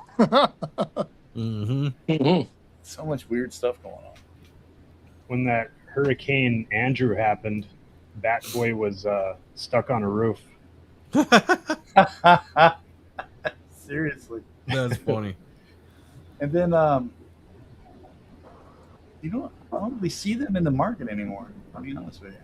No, I was about to say, like, I don't think they even make Inquirers. I mean, the grift kind of ran out. Like it kind of ran out after time when people started really realizing none of this stuff was real. Because there were people for a long time that thought that shit was legit. Oh yeah. Like it took as crazy as that might sound, we might stand here and be like, how did anybody ever believe that? No, they did. There was people that absolutely believed that the stuff in the Inquirer and whatever else, the other magazine that was out at the time that was kind of like the Inquirer, that shit was real. Or according to Men in convinced. Black, that's a legitimate news source. Right, yeah, dude, exactly. It's funny you should this all should come up because I was actually watching Men in Black last night. Nice. Classic. Yeah. It's a good movie. I'll tell you something else I watched the other night, and you guys you can shame me all you want. We will. I never realized it until just the other day. I had never seen any of the first 3 Rocky movies. Wow. So yeah, Call yourself a man? well, not really. That's pretty no. crazy. That's pretty crazy. So yeah, even Mom had seen them. Yeah, see? She's got taste. So thanks a lot, dude. Did you see all the first Schwarzenegger movies? Oh, dude, I've seen all the Schwarzenegger movies. All right, well, that's good at least. That's a good Yeah. save. Yeah, Oh, half I know. of There's, it. there's hope for you. Predator, Commando, Terminator, The Red Terminator. Heat. and of course T2. I remember seeing that in the theater with my buddy. Nice. And that whole thing with the liquid metal Terminator, that whole the CGI, that was like the advent of it. That was Yeah, that's when they were really starting to kind of experiment with CGI. Yeah, right before Jurassic Park did the just kind of blew everybody away with the dinosaurs. Dude, Jurassic Park, seeing that in the theater for the first time. Oh my god, that T-Rex scene was amazing. Oh, I know. I remember seeing that movie in the theater was like life changing. R.I.P. Like literally, I was just like, this. I don't want to do anything with my life anymore except just watch Jurassic Park. Like that's it. Like we've hit the pinnacle of life, everyone. Like this is my purpose, is just to watch dinosaurs on the TV or on the big screen. Yeah. Like it freaked me out when they were when the kids were in the little jeep and they turned that light on the in the dinosaur's eye. The Hmm. people reacted to that. And I'm like, how the heck did they do that? Such great That detail. was so cool. That's something that's always stuck out to me too. Is that scene when the pupil dilates, Yeah. and I'm just like, man, what a great. That's what separates filmmakers. You know, like somebody that can get that kind of Mhm. detail. So Oh, yeah. deeply into the movie. Yeah. Yep. Because somebody sat there, whether it was Spielberg or the guy that's doing the special effect, the practical effects, because that was practical on that one. Yeah. And they're like, you know what we need to do? That big lights right on the T-Rex's eye, it needs to change to show that there is, that this thing is real. It's like those small details, just like, wow, like that's filmmaking. Yeah, I That's was just filmmaking. talking with my brother the other day about some of the luck that I feel like I was privileged to experience in seeing some of the old classic movies actually on the big screen. Oh, there you go. Like I actually went to the movies and watched Excalibur when it first came out. Oh, nice. God. And then yeah, and it was and I went by myself. You know, my mom gave me a choice to go to the skating rink with my sisters or go see a movie, and I was like, I'm going to the movies. Easy choice. Yeah, Yeah. of course, movies. I only saw go. the poster ad for Excalibur. I had no idea what I was getting into, but it was really a good experience. Lady And Boss. another one that I was thinking that was really a good experience was seeing Aliens for the first time. Oh, on the big yes. screen. That'd be cool. And that movie was so freaking freaky. I mean, it scared the shit out of me. Well, that's the idea. It's a horror movie. Yeah, it was so Dude, good. we had the Had me at the edge of my seat the whole time. and they're measuring it. They hadn't seen any alien in the movie yet. And what was it, Hicks? And was Hicks dude's character, the guy that died? Yeah. In Aliens? Aliens, yeah. Yeah, Aliens, yeah, Hicks. And they're Well, he didn't actually die, but yeah. he died in the next movie. And when that thing showed up for the first time, even in the second one, because I already seen the first one, it's still freaky. But in the very first one, I was just a little kid, dude. And when that sucker come out of that dude's gut, Yeah, you had never seen nothing like that before. that was one of the most polarizing events that ever happened in that era. He goes running and screams across the floor. See, I saw Aliens before I saw Alien just because of my age. Right. But the Alien scared the piss out of me. And I saw that when it was on TV. It was just we would watch it, like the TV movies or whatever, the edited versions. My dad we watch it. We sit there and we watch it, as a family, me and my brothers and my dad. And I was just like, oh my, what is this? It scared the fuck out of me. I love it. It's one of my favorite movies. But I remember when I was a kid, just the concept of the Marines being trapped and the aliens just killing everyone, and chest busters and all this kind of stuff. I was just like, as a little kid, I was like, nope, can't do it. Yeah, there's no way my parents would have let me watch that stuff, so I'd go over to my friend's house and watch them. There you go. Easy solve. Easy solve. Yeah. Yep. Everybody have one of my first one was like Jason 5. There you go.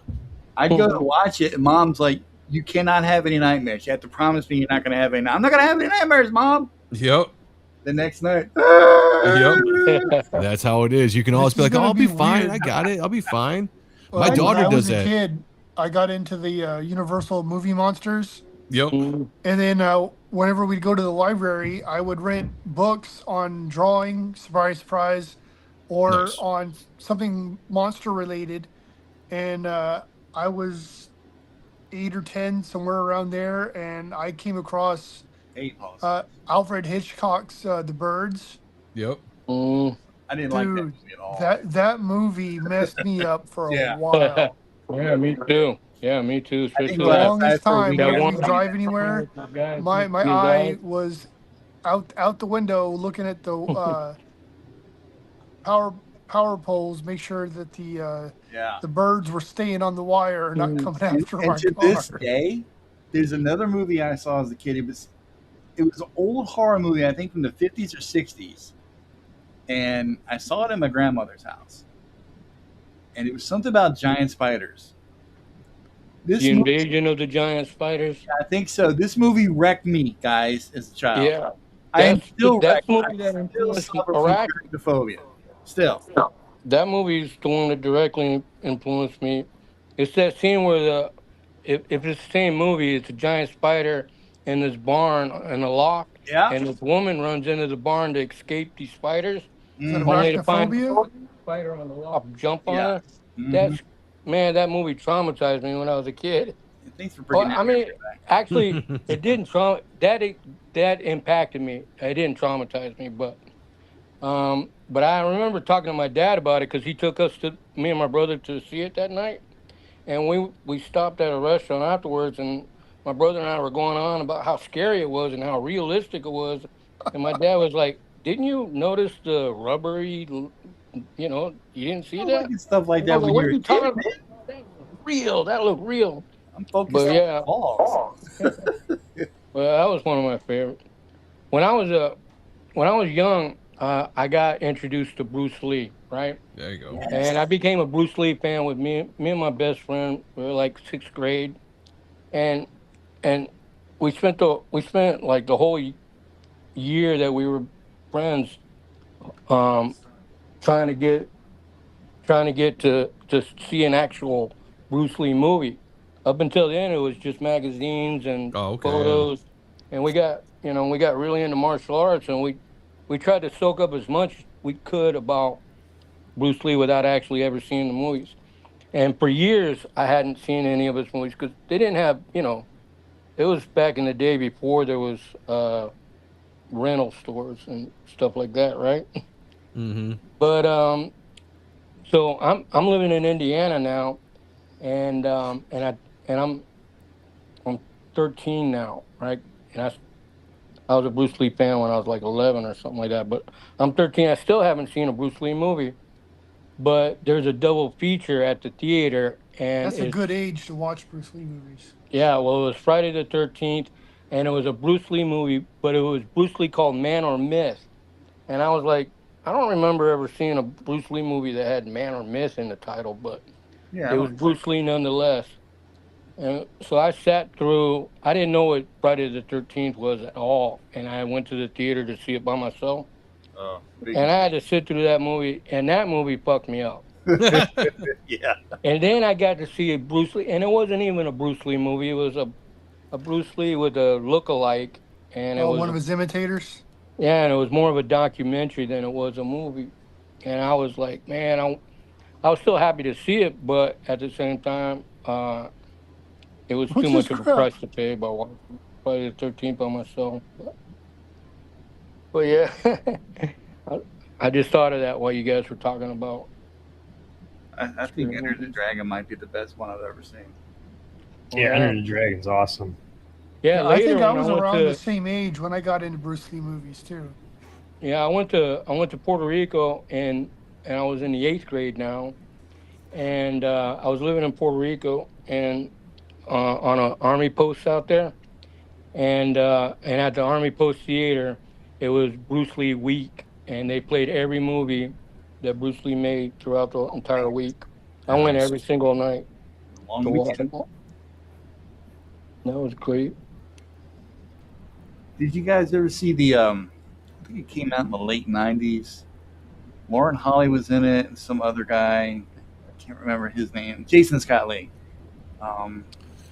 Yeah, when he did the Dragon. Yeah, police story. Yeah, the story. Yeah. I thought that was pretty good. Great. Yeah, that was good. Yeah, it wasn't bad. Oh, I loved it. Still like it. Totally fell in love with Lauren Holly then too. Yeah, that's true. That's true. Have you guys seen The Warrior on? Yeah. It's on Netflix now, right? It was on HBO, but Netflix bought it. Yeah. Oh, really? Yep. I haven't got a chance. The first 2 seasons were on HBO, and then Netflix bought it and put it the 3rd season out. So I think all 3 seasons are on Netflix. You can see it. It's a good movie or a good show. I hope they do a 4th. Yeah, it doesn't look like it, but probably not. What was that one that came out a couple of years back? Yeah, I agree. I think it was on AMC. That was a motorcycle driving by. It's on I think AMC, and it had dude from Shaun of the Dead on it. It was kind of a chopsocky movie. Oh, it was Into the Badlands. Yes, dude. Yeah. Oh my That god. was pretty good. That was Yeah, the that was first. Well, the That first show two didn't seasons last were good. longer. Yeah. The first two seasons Yeah. were good. They kind of Yeah, jumped the Bill- shark after Bill's that. right. Yeah. They started losing the plot a little bit after that. Yep. Yeah. But wow. Oh, you ready to kill in my name? Me and my friend used to go around and say that line all the time. From that, dude was that played always saying that. like the ultimate bad guy, the Baron. Yeah, That guy's something else, man. yeah. Yeah, that was cool. I actually really liked that character. He was a good character. Mhm. Man, my Yeah, wife he was a rewatched good that. actor to play that role. Do a lot of rewatching because there ain't nothing really good on anymore. I'll tell you what, if you guys haven't yet, check out Cape Fear on Apple. If anybody's got Apple TV, it's a pretty good show. With Robert De Niro? No, they made a TV series out of it.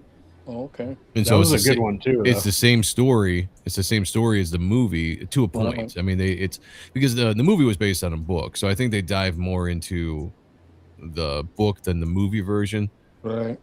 in this series. But it's good. I just watched episode 8 last night. I think there's 1 or 2 episodes left. What's It's this one that solid. everybody else was keep talking about?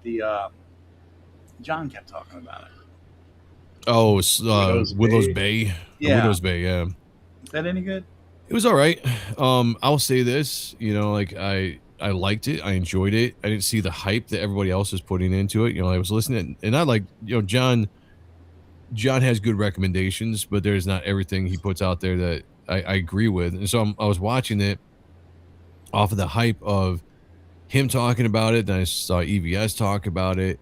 And I was like, really, maybe I was overhyped when I went to watch it. And I was like, I watched it. I was like, okay, it's fine. It's good. It's, it's a decent show. It's in my mind, it's nothing special.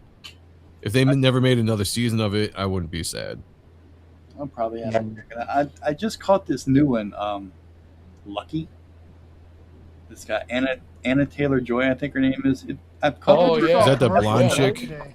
Yeah, she played Yeah. Ileana in the New Mutants movie, which is really Okay. good, by the way. I highly recommend you guys watch that. Sean actually said that too. He was like, he just watched New Mutants. the Yeah, other it's day, got a and- horror. It's got a horror bent to it, but That's Is it more of a out? horror Is movie it than out? a comic book movie. Lucky, is that out? yeah, I think they got the first 2 episodes out. I've got them both. Oh, I've I only see. seen It's the just- first one. I think that's on Apple too, right? Yeah, Yeah. Apple's putting out some pretty good from the stuff. high seas, but you know how it is. And Yeah. then I checked out that Will Ferrell golfing TV show. That is not good, dude. Oh, I've He's either hit or miss for me. yes. Like Yep. it wants to be good, but it's almost like he hadn't fully formed the character yet. Okay, that makes sense. Even in his heyday, movies would come out and it was like, same thing, it'd be hit or miss when a movie He's either came out. really 'cause- funny or really not. Yeah. And there's sometimes where you actually have to watch some of his movies multiple times to get it. Because I hated Elf the very first time I saw it, and I've grown to love that movie. Yeah. Instead. Yeah, once I your watched daughter it every found out about it, you didn't have a choice. Yeah, well, I mean, my wife really loved it, and I think that's why I ended up watching it more because she's like, it's Christmas time, I really want to watch Elf. It's one of my favorite movies. I was like, I hate that movie. I was like, but I'll sit down, we'll watch it. And I would watch it, and the first time I watched it, the second time I watched it, I still really didn't like it. But then I started like slowly getting into the humor and slowly kind of been like, okay, that's funny. All right, that's funny. And after a while, I'm like, you know what? Actually, this is a pretty good movie. Yeah, Will Ferrell's got a very off sense of humor. Mm-hmm. I like Elf. I liked Anchorman. I did not like Anchorman 2. I didn't. Yeah, think that- Anchorman 2 was just weird. Yeah, Anchorman 2 was it had its moments, but overall it couldn't capture the same kind of, I don't know, like the first one was really good. It was goofy, it was unrealistic, but the second one is they had to kind of go even farther over top, and I just didn't think it landed. And the story was kind of just like, story was Yeah, I think not Will compelling. Ferrell is a good actor, or he's a comedian, a good comedian. But in his movies, I think that the only time he becomes a good comedian is based on how well the director directs. Because you know he needs a good director for him to do what he does. And most of his films, because he doesn't have a good director, it kind of, misses his mark. Especially that one that he did with Step Brothers. No, that was. Oh, were you gonna say the other guys? Or no, with or the Chris, the short guy, the short Wahlberg. Yeah, Wait, they did. Oh no. They did 3 movies where together. he's got to go into prison or something like that. Oh, Yeah. Kevin Hart. Kevin Hart. Yeah. That was that Be Hard or no. What Get was Hard. it? Yeah, or Get Hard. something. What? It was something like that. Yeah. That was kind of cringe to watch. Yeah, I it think wasn't a good probably one. worked better if you had a better director in it, but. I think the best thing I've seen Farrell in is Old School. Old School's funny. Yeah. That's before he that really was blew really up. good. That was when he was still kind of the supporting actor that everybody would love because he was just crazy and funny. He hadn't really got to superstar status. Yeah, pretty much. Yeah, that was a good. That's classic. Like that's a good classic Will Ferrell movie. Yeah. And it's not even really his movie. He's just in it. It's really what Luke Wilson, Vince Vaughn, being like. And then the director was pretty good. He played the guy that had the afro, and he's showed up to the gangbang, dude. Yeah. Yeah. Here for the gangbang. You're here for the gangbang.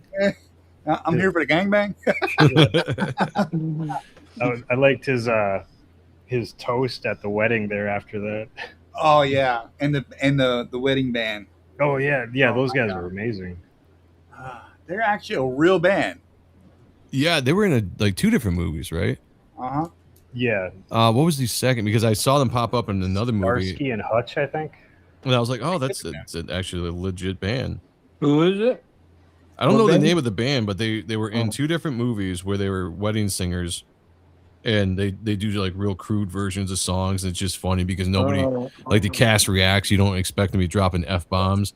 Oh wait, no, I think it was Dan. Called the Hangover.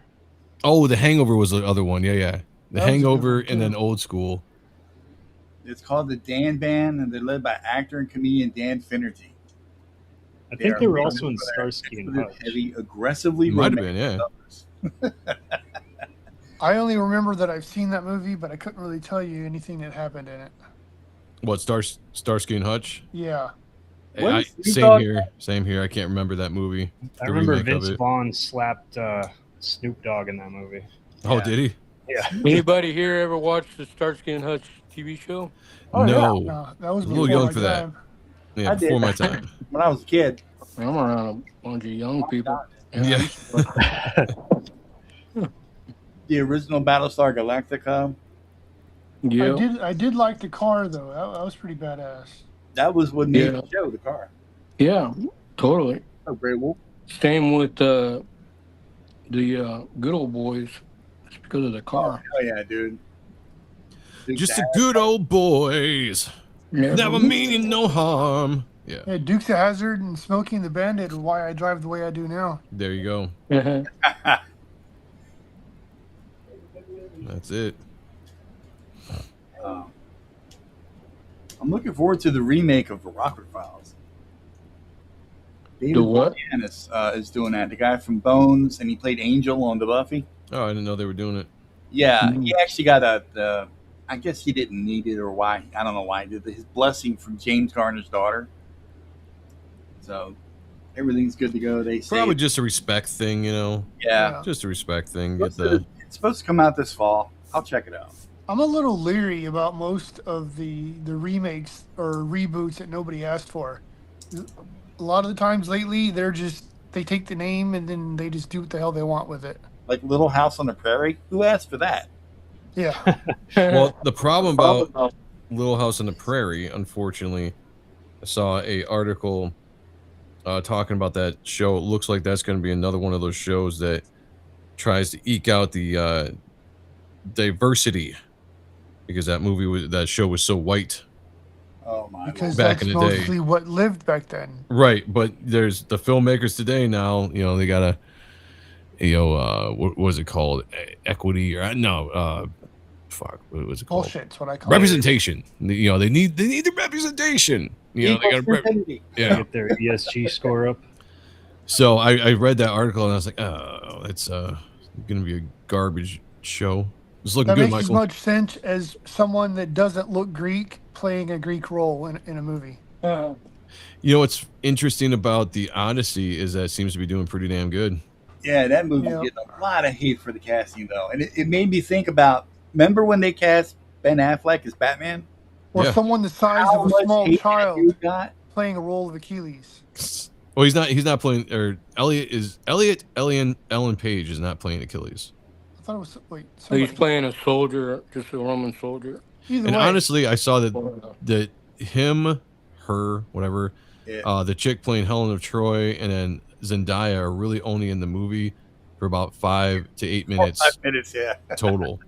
And so they Yeah. did all, and that just leads me back to the promotion of this movie. They promoted it horribly, because if Yes, these characters that you're touting, these actors that you're touting to get these, check the boxes, are only in the for a certain, like a limited amount of time, you made people think that they were going to be a central part of the movie, and because of the way that you're talking about it. Got to And roll so- those big names out, man.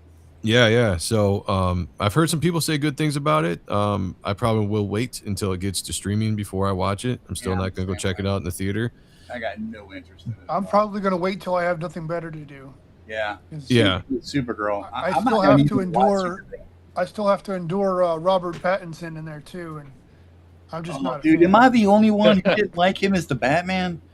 I thought he was fine as Batman Batman. should never sparkle. Sorry. I didn't like it at all. I didn't like the fact that they race swapped Commissioner Gordon. Well, didn't yeah, think I mean- too much about it. That the to me the Riddler was the absolute I like the Riddler. laziest idea they could ever Not the come Riddler, up with Penguin. for a character.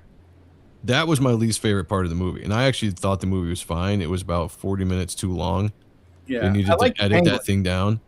That But the movie itself was fine. I thought Pattinson did a okay job, or it was a fine job. It's like I'm not too critical for that version of Batman in that world. Yeah, there's a lot of things. The race swap of Catwoman, Gordon.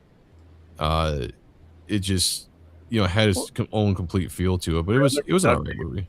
To me, he's the same moody emo kid in every movie he plays. So I just don't like him as an actor. I think Gotcha. that's the only thing I've ever seen him in, actually. Well, you gotta venture out and see some of his. He does a lot of independent work. So everyone just remembers him from Twilight, and now obviously Harry Potter. Batman and stuff. He was in Harry Potter, one movie of Harry Potter. Edward Diggory. I like magic. I like vampires. I like werewolves. I cannot bring myself to watch these friggin' Twilight movies, man. I just cannot do it. You know what? They're Yeah. not actually as bad as people say they Yeah, are. I saw him. I was entertained.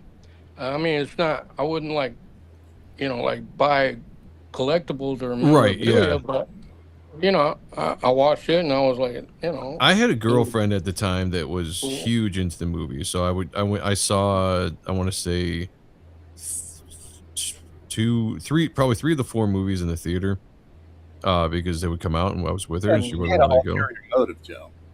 Not really. Nothing wrong I with mean, that. it's not really. I It's, think the coolest part I mean, about it no, is- man. Like when I'm in a relationship with somebody, like I will go if they like something and I don't like it. I will go see what they want to see because it's The not only reason just about I me. saw Titanic 3 times was because I was trying to get in them pants. Well, I was already in the pants, so like I didn't. It was Yeah, that was well, already well established. It was already you well guys didn't established. have to date a girl who was totally into New Kids on the Block. Oh, I had to, I dated chicks over On the block. 98 degrees, all that, yeah. yeah, and this was only like 5 years ago too. Nice. oh, damn. Is My that- wife actually went and saw New Kids on the Block 2 years ago with a bunch of her girlfriends. Aren't they supposed to be trying to make a comeback now? Well, got, they like, their own show they in did Vegas? for a little bit. They did for Yeah, they were. I went to the concert where they had that girl that sang, like the popular '80s songs, like "I Think We're Alone Now." Oh yeah, Tiffany? wait, was it Tiffany. Tiffany? I was thinking Yeah. Tiffany too. And then there was Yeah. another girl, a blonde girl. Debbie Gibson. Yeah, Debbie Gibson. Debbie Gibson. I saw her in concert with with the Backstreet Boys, or no, not Backstreet Boys. New Kids on the New Block. Kids on the Block, yeah. All of her and her friends were called Blockheads. It's a it's a nostalgia Which is fine. There's nothing wrong with nostalgia bands going out there and making some money. I mean, they're talented. They got fans. They might be older now, but go do it. Trying to find something to listen to on the radio. I come across the oldie station. They're playing Pantera. Yeah. Doesn't make any sense. There we go. Wait, the oldie station was playing Pantera? Yeah, oldies. Interesting. Coming up now on 80s rock, oldies, it's Pantera and Megadeth. What? No, stop. Yeah, I guess, I mean, part of it is you got getting old sucks, man. What do you call the oldies that were oldies when we were young? Golden oldies? Oldies. Like those are the only oldies that I know that those are oldies. The music I like is awesome. Yeah. Yeah, I have a Gen Z niece who just went down like she never listened to metal at all, so she went down that just to listen to a bunch of metal to see what she liked about it. And she got all into it, loving them all. And then calling me crying. She was crying because she literally found out that Dimebag Daryl from Pantera was killed on stage in front of his brother. And then she come to find out that all those rock stars that she recently fell in love with a lot of them are dead and gone now, including Ozzy Osbourne. Made her actually cry the most. Dude, that was a sad day. Yeah, it's like she just started loving all their music, and then all of a sudden she finds out that all these musicians that she really liked are now deceased, and she thought it was really sad. Yeah, I saw Ozzy and Flash about 15 years ago in Tampa. They put on a great show. Oh yeah, that would have been badass. I saw Pantera live with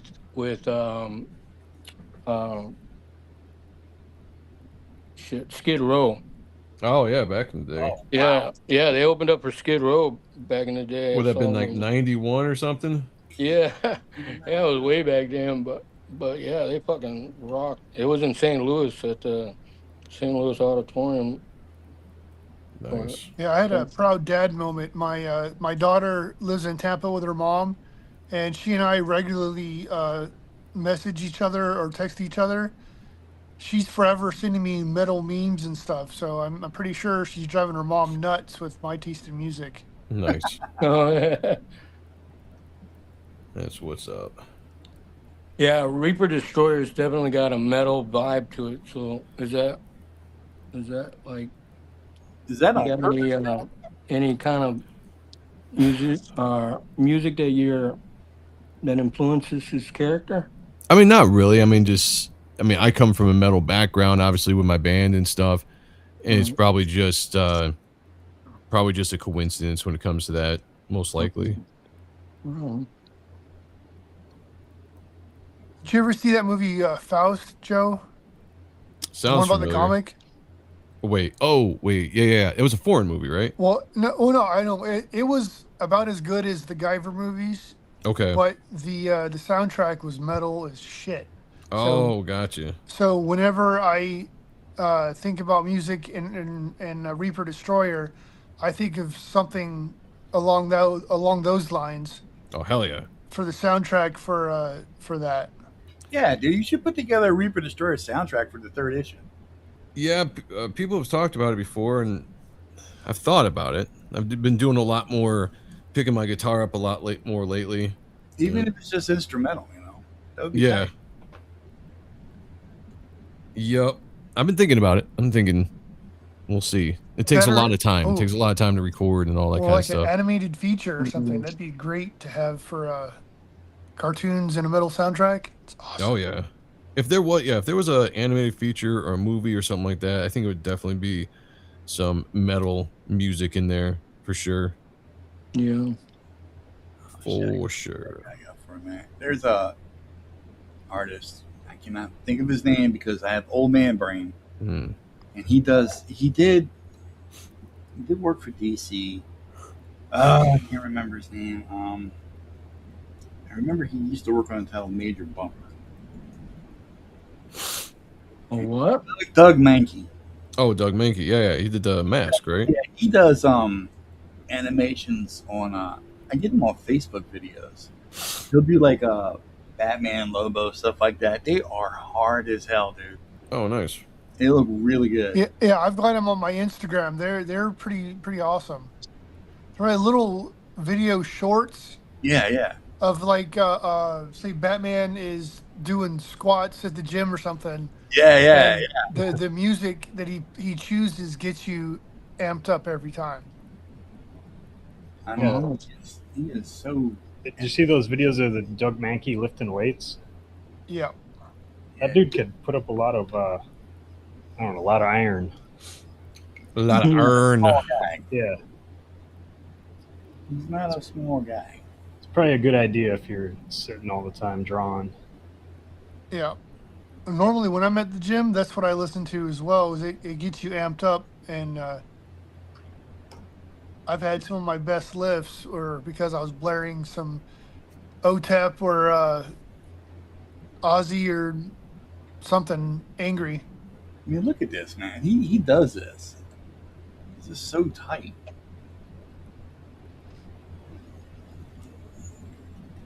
Wow. That's just one small example. Yeah, I really liked his Justice League work. That's why I started following him on there. But yeah, those videos are cool. I don't think this is him. Is this him? That looks like his artwork or his line work anyway. No. Is that's not AI doing? I don't think this is him. I think this is somebody else. I don't think AI. I don't think he's doing it with AI because I feel like I've seen him do this for a little bit.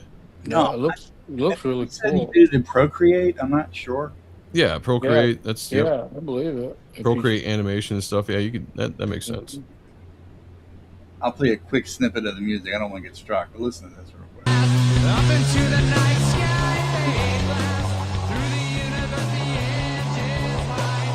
Nice.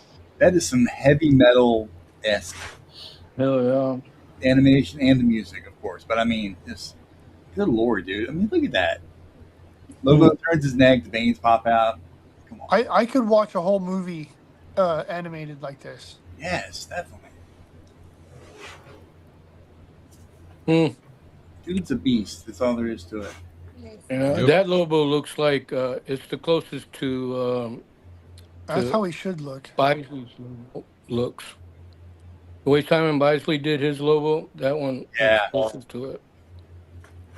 I Doug like Mankey. that one a lot. Yeah, that one's one of the best ones.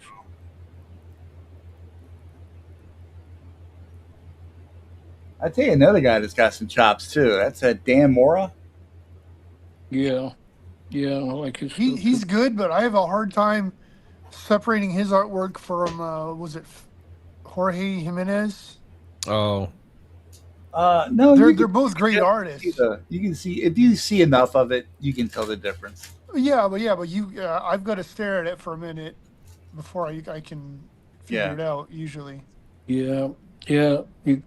I mean, they're both damn good. I'm not complaining about either one. Right. But you're right. Yeah, you're absolutely right about it. Over the last couple of years, especially on this new Batman run, Jorge has definitely gotten more cartoonish. I think. I gotta check it out because I still have not really read the new Batman. It's not that great. No, well, actually, I've heard that. Yeah, I've heard the story's not that great, but I haven't really seen too much of the art. Here you go, Joe. Look at this. This Batman getting hard on it. Look at that. Wow, yeah. Is that that's Batman? That's Batman Metal, right? Or what was that? Is it Death Metal? Is that what the series they did? I 10 think years ago, 5 years. I don't know if he did this for Death Metal, but this is Doug Mankey too. Oh, that's me. Oh, wow. I mean, he just does stuff like this just to do it. No shit. Yeah. Well, see, I like his stuff because he's got an individual style. Oh yeah, you can always tell his style. Heavy on the lines, heavy on the blacks. Well, how he draws faces, I can. And the veins, to me, it stands out. I can tell just by glancing. Yep, that's a Doug work. Yeah, him and Dale Keown do the best veins. Yeah, veins are not easy to do. No. You can easily F them up. I hardly ever do veins because I don't do them well. Every once in a while, I can do a good vein. I'm like, all right, I'm retiring. Yeah. No more vein work after that. I hit the peak. That's the pinnacle. You get all proud of yourself because you did a freaking vein. Fuck it up. Yeah. Yes. Wow, that's crazy. absolutely. Thing of beauty. Good shit. Is there an echo? I haven't heard an echo. Have any of you guys heard an echo? No. It might have been a slight echo when I was playing that music. Joe, do you got something you want to show that you've been working on? I don't know if I can show this or not. Oh, okay. We won't tell anybody. All right. Well, I'll tell you what. I'll just show. Safe with us. Show this for a split second. I'm not going to say what it's for because I don't know if I have permission to say it or not. It's just real quick what I'm working on. Ooh. Yeah. You have my attention, sir. Yeah, it looks good. Beautiful. Well, whatever it is, awesome. Just started this today. It's coming along pretty well. Nice. Oh, hell. Hey there. Very nice. Pretty spiffy. Go around Yeah, looks great. Thank you. Mr. Ortiz doing his thing. You know, if you're not careful, you're going to get good at that. Right. Yeah. Yeah. And you don't want Then you get pestered in the DMs. People asking you to do stuff for them. It's such a pain. Yeah. So right. Yeah, As long as people are willing to pay, I will do it. Is it for a project or is it a commission? It's for a project. Oh, okay. I just don't know if it's been announced or it hasn't. So I'm not saying what it's for yet. But it's something I got to get done. I got to get it done so I can jump back on the Reaper Destroyer. But I was like, I started working on this today. Yep. How many issues do you are you planning for Reaper Destroyer? Well, the story arc is 6 issues. So Nice. definitely focusing on that. But the overall story, I've got concepts that could build out to 100 issues, which I doubt I'll be able to get to. But you know, I know what the second story arc is going to be and what the third story arc is going to be fairly, in pretty good breakdown detail. And then there's a bunch of concepts after that of where I could take the character and where we could go with it.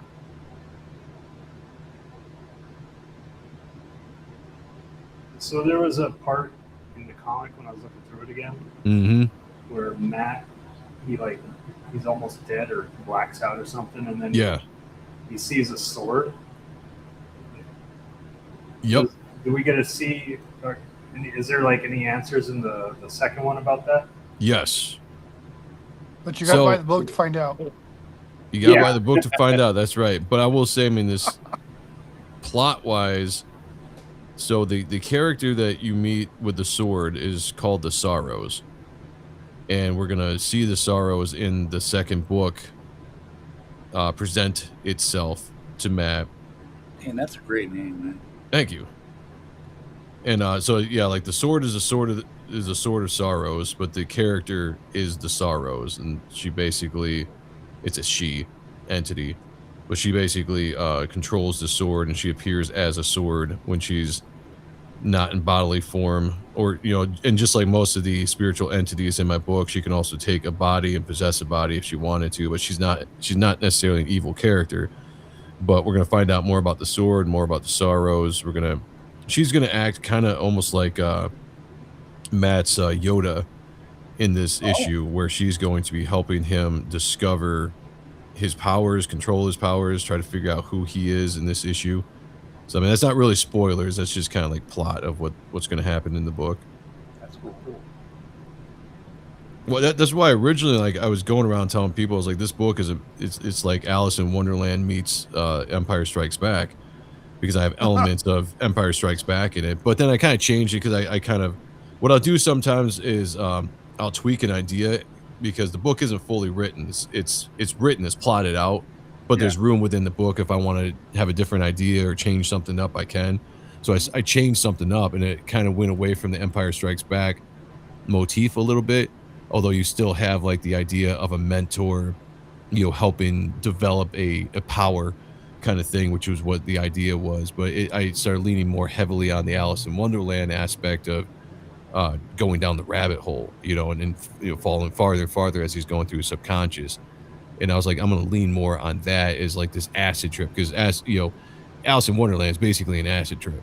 Oh yeah. When you think about it, you know, so that's kind of what this issue is going to be like. It's way more Alice in Wonderland than it is Empire Strikes Back. So I just stopped promoting it as Alice in Wonderland meets Empire Strikes Back, and now it's pretty much just. That's why I went to like it's an acid trip, wrapped in a twisted dark fantasy. Is more my tagline I'm going with this issue now than before. I like it. Well, I like the description because it's one of those things where you're like, what the hell? Yeah. I've got to get it to see what the hell he's talking about. Yeah, exactly. I think it's going to be some fun stuff, some fun visuals. Because like I said, we're doing more of the fantasy realm in here. However, when we get farther into Matt's subconscious, when it gets darker and darker, and I reveal some of the things that you have to run into when you're in this dimension, because like I said before, it's a dimension where spiritual entities can inhabit. And this is, when you talk about possession, the only way a person can get possessed is through influence or whatever, and these entities can go into everybody's personal veiled dimension. Is you basically your subconscious, but it's where your soul resides. The entities call it the veiled dimension. And in this dimension, the entities can influence people, whether it's actions, whether it's whatever. And if you're not strong enough, they can possess you, which is why Apophis, if you all read the first issue, Apophis is trying to possess Matt's soul. So it just makes sense that he is inhabiting this veiled dimension where Matt's soul is. So when Matt finds himself in this dimension, mysteriously to confront Apophis, to get control of his soul, he also runs into the Sorrows. And the Sorrows is trying to help him figure out who he is so he can embrace whatever it is he needs to embrace, so he can take control of the power, take control of the suit, and actually understand how to use it so he can get into fulfill what his place in this entire story arc is supposed to be. Because at this point, he still doesn't know. Everybody else seems to know, but Matt doesn't. So this will be a big issue, diving a little bit more into what his purpose in the overall story is going to be. And lots of good action. Trippy shit. Good action. That always makes for good comics. Yep. Matt's always left out in the dark, man. I'll always have action in the books. Oh, he'll figure it out. He's such a bad creator, Joe. Yeah. I'll always be putting action, fight scenes, and all that kind of stuff. This book is funny because the first book starts out in your face, fight scene. I throw you right into this world, and you as the reader have to figure out what's going on as you go. But the second issue, I do the opposite of approach, where it's a slow intro into the second issue. I've already kind of established everything we're doing. That's why we start out. He instantly gets pulled into this veiled dimension after confronting Apophis on the rooftops at the end of the first issue. And now he's in this fish out of water place. He went through New York City. Now he's into this mysterious forest fantasy world. And now he's meeting all these new entities, and this is much more on the lines of the spiritual nature of this world than the first issue was. Much more into like the physical aspect of the threats. So now we're going to more spiritual threats in issue 2. That's what it's all about. How many pages is this one? I'm aiming for 32 with this page. The first book was 44. I found that was too much to do. It took too much time to do. I was like, I feel like I could do 32 pages a lot faster than 44, and it could probably be a tighter story too than the 44 pager was the first issue. Nice. Give the fans what they want. That's right. That's what I'm all about, baby. More comics. How do you feel, Joe, about the dissolution of the CG King show? Some of it's a bummer because I enjoyed going on and drawing with such talented artists, on a weekly basis. It was really kind of cool because it helped me step my game up. It was an excuse for me to draw weekly because there are some times where life happens and I don't get to draw in a week, but with the Kings, I could always at least go on and continue polishing my skills, and it made me a faster artist. Like this piece I'm working on today, the progress I've made on it, I showed you guys, I just started earlier today, on and off throughout the day.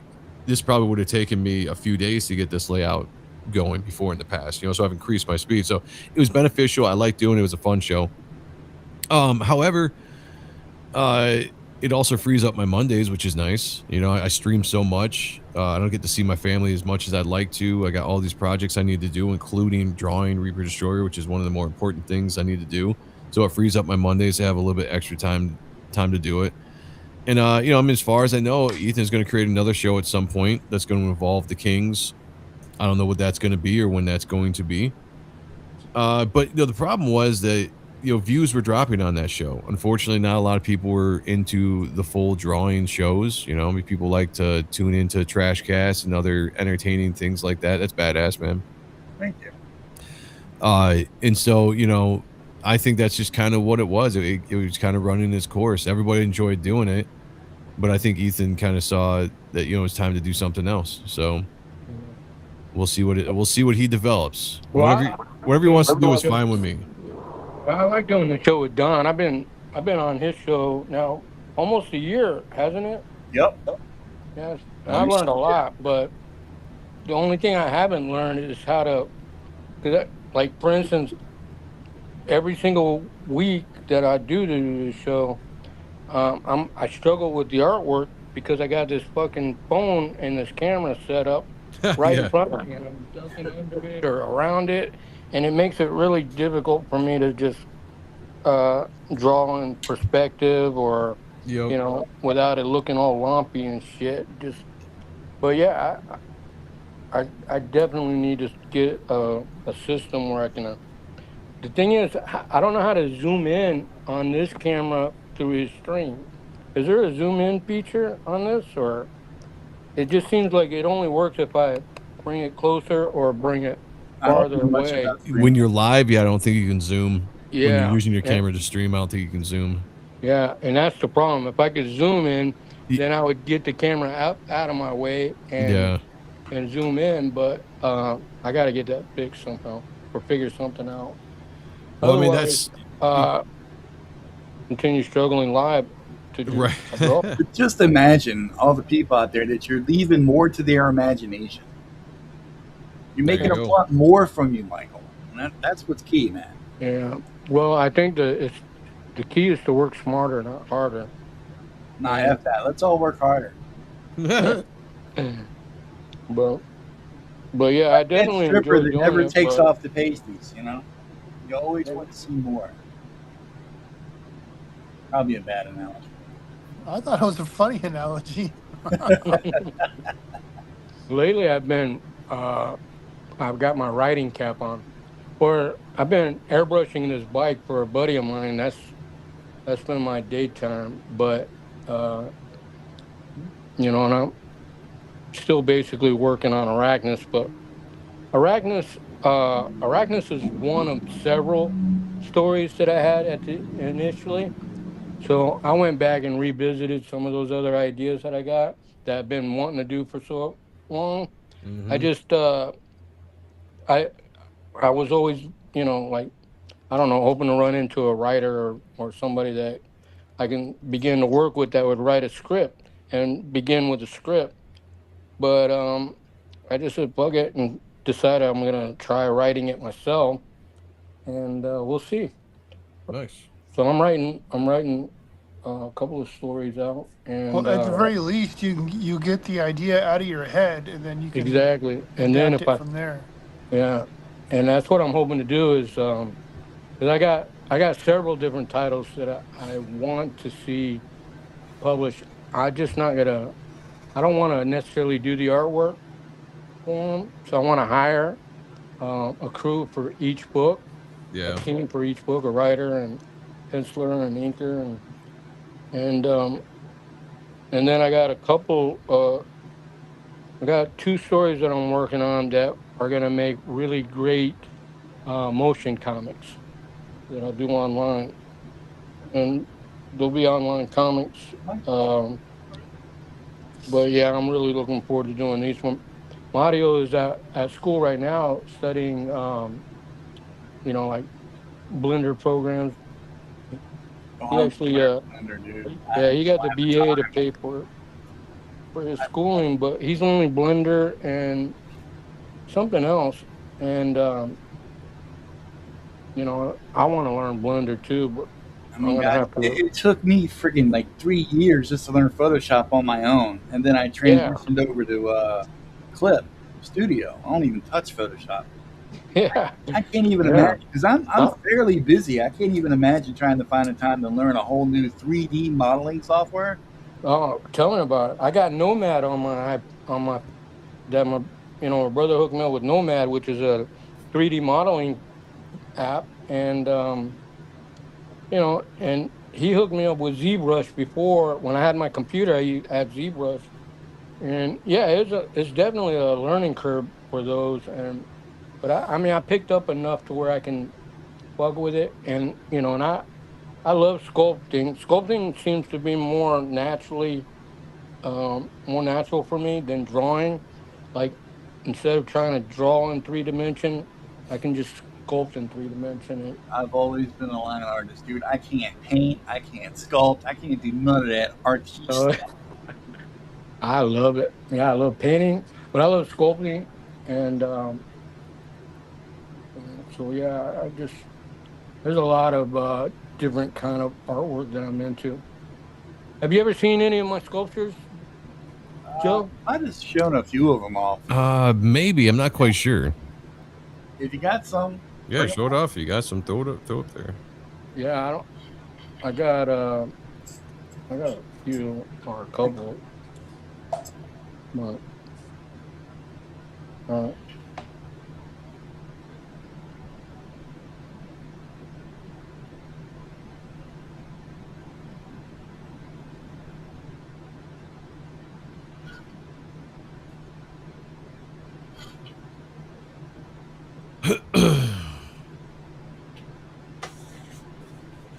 Oh, yeah. It's 11 o'clock. I'm going to have to dip here pretty quick, guys. Oh, it's all good. I kind of had a feeling you were going to go. Yeah, I want to go find out who won between Duplessis and Usman. Carl Usman. It was the other guy that won. Spoilers. Duplessis? No, the other guy. Usman? No, the other guy. Oh. I have no idea. That guy is too good. Well, I want to thank Joe for coming on the show. Of course. Yeah, definitely. Your fourth time on here, man. Yeah, thanks for having me. It's always fun to come on here and just have some good conversation, do a little bit of drawing. Definitely enjoy being on with you, gentlemen. I appreciate you having me. Absolutely. And if anybody that's watching, if you haven't yet, go to Indiegogo, back Reaper Destroyer issue 2. You can also go to superiorpresscomics.com and back there as well. Link will be in the description when I put all that stuff up, and it's been scrolling down here at the bottom of the screen this whole time. Hell yeah. I love it. It's all about promotion here and like drawing stuff and talking with cool people and that kind of stuff. Yeah. Positivity. I want to thank Sheldon Martin for also coming back to the show. Sheldon! John, Michael Ortiz, Mama Donna in the background. Yep, I'm here. I'd like to thank my sponsor, Scott Toilet Paper, for all those times when you find yourself in desperate need of something. I don't know. I was going to say something funny. Yeah. I'm liking the art tonight, though, guys. Pretty awesome. Always enjoy seeing people drawing the character. I thought drawing Vanessa would be a better challenge than wow. This was Matt. Shut up! You sculpted this? Yeah, it was my attempt at Holy the shit. death dealer at one point. Nice. But this is another sculpt. This one was one I did of shit. Dude, you hook up with some of these indie guys that have got comic campaigns going on. They will pay you pretty well to do a sculpt of their character. Damn, dude. Make some buku bucks off of this.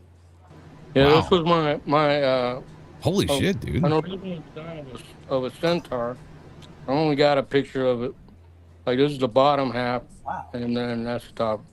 Wow, man, that's I think I did impressive. another. Holy shit! I did not know you sculpted. I didn't either. Yeah, I love sculpting.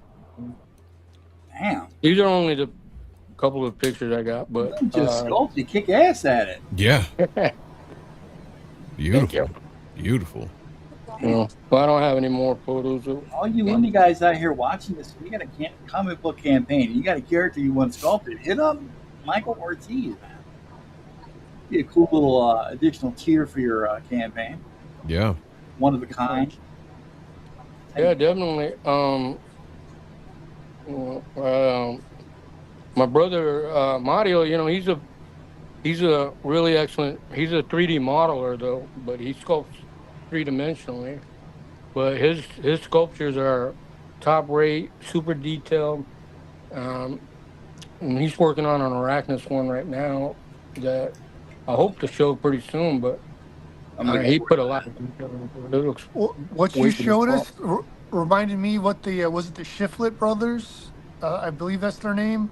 Yeah, They do all the stuff at the cons, yeah, superhero related. yep. That Yeah. picture of the Centaur especially looked easily as good as what they did. Oh yeah, yeah. I actually, I got hooked up with him. I showed him that original sculpture at one of the Comic Cons. It was a San Diego Comic Con, and I brought that Centaur sculpture with me and showed the brothers that worked at Shiflet, and yeah, they were super doped. And I actually got a job because of that Centaur, working for Streamline Pictures. And Streamline was a company that, what's his name? One of the Teenage Mutant Ninja Turtle owners, Kevin Eastman owned it. Yeah. And when he owned Heavy Metal magazine, Streamline Pictures was something that he owned.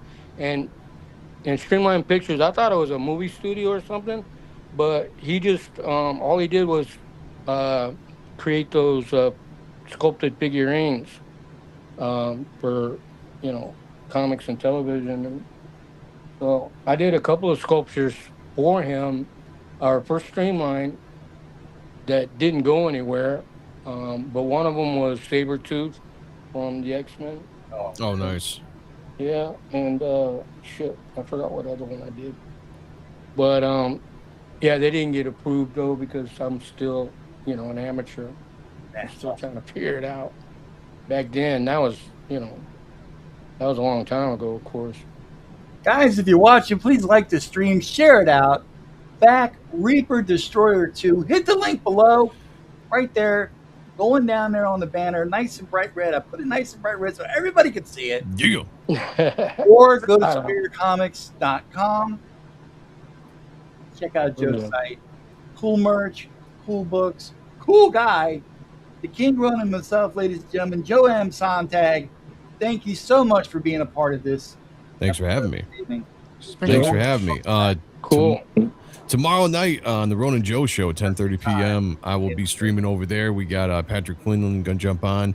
Kayla, what's going on? Speaking of Kayla, we will be back Thursdays on the Grift at 10:30. Yes. Me, Kayla, and Sean over there doing and having a great time. It was a great show last week, so I'm looking forward to see when the show goes. So follow me on the Ronan Joe channel, YouTube.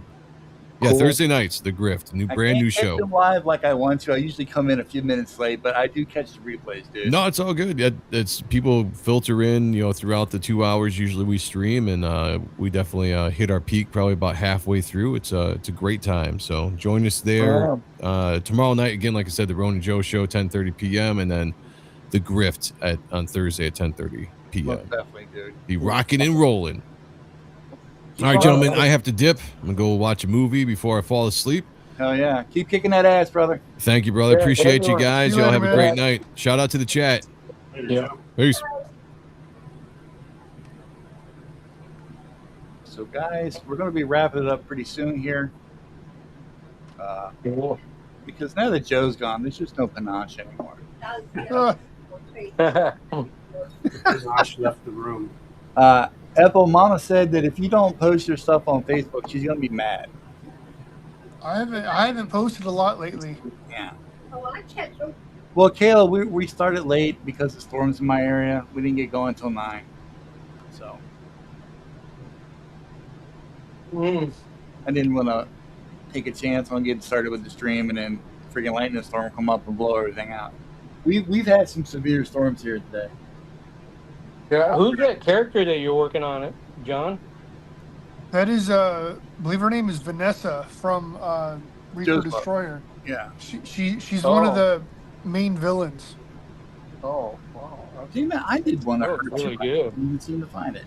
You're the baddest. Yeah, I've drawn Reaper Destroyer a couple times. He's a lot of fun, but I thought she'd be a better challenge. Yeah, definitely. That looks badass. I think Joe's character is the one I might have drawn the most as far as any characters go. It's Yeah. a tie between Yeah, that him looks and really good, Sean's Don. second one. I love that texture that you put in your character. That looks badass. Oh, thanks, Thank dude. you. Yeah, you did. What the hell was that? Yeah, from what I've seen, all the characters in this book are fun to draw. This is exactly the kind of book I want to draw myself, so it's why I end up buying them. Trying to surround myself with like-minded people. Yeah. I don't think I've. Well, you guys have gotten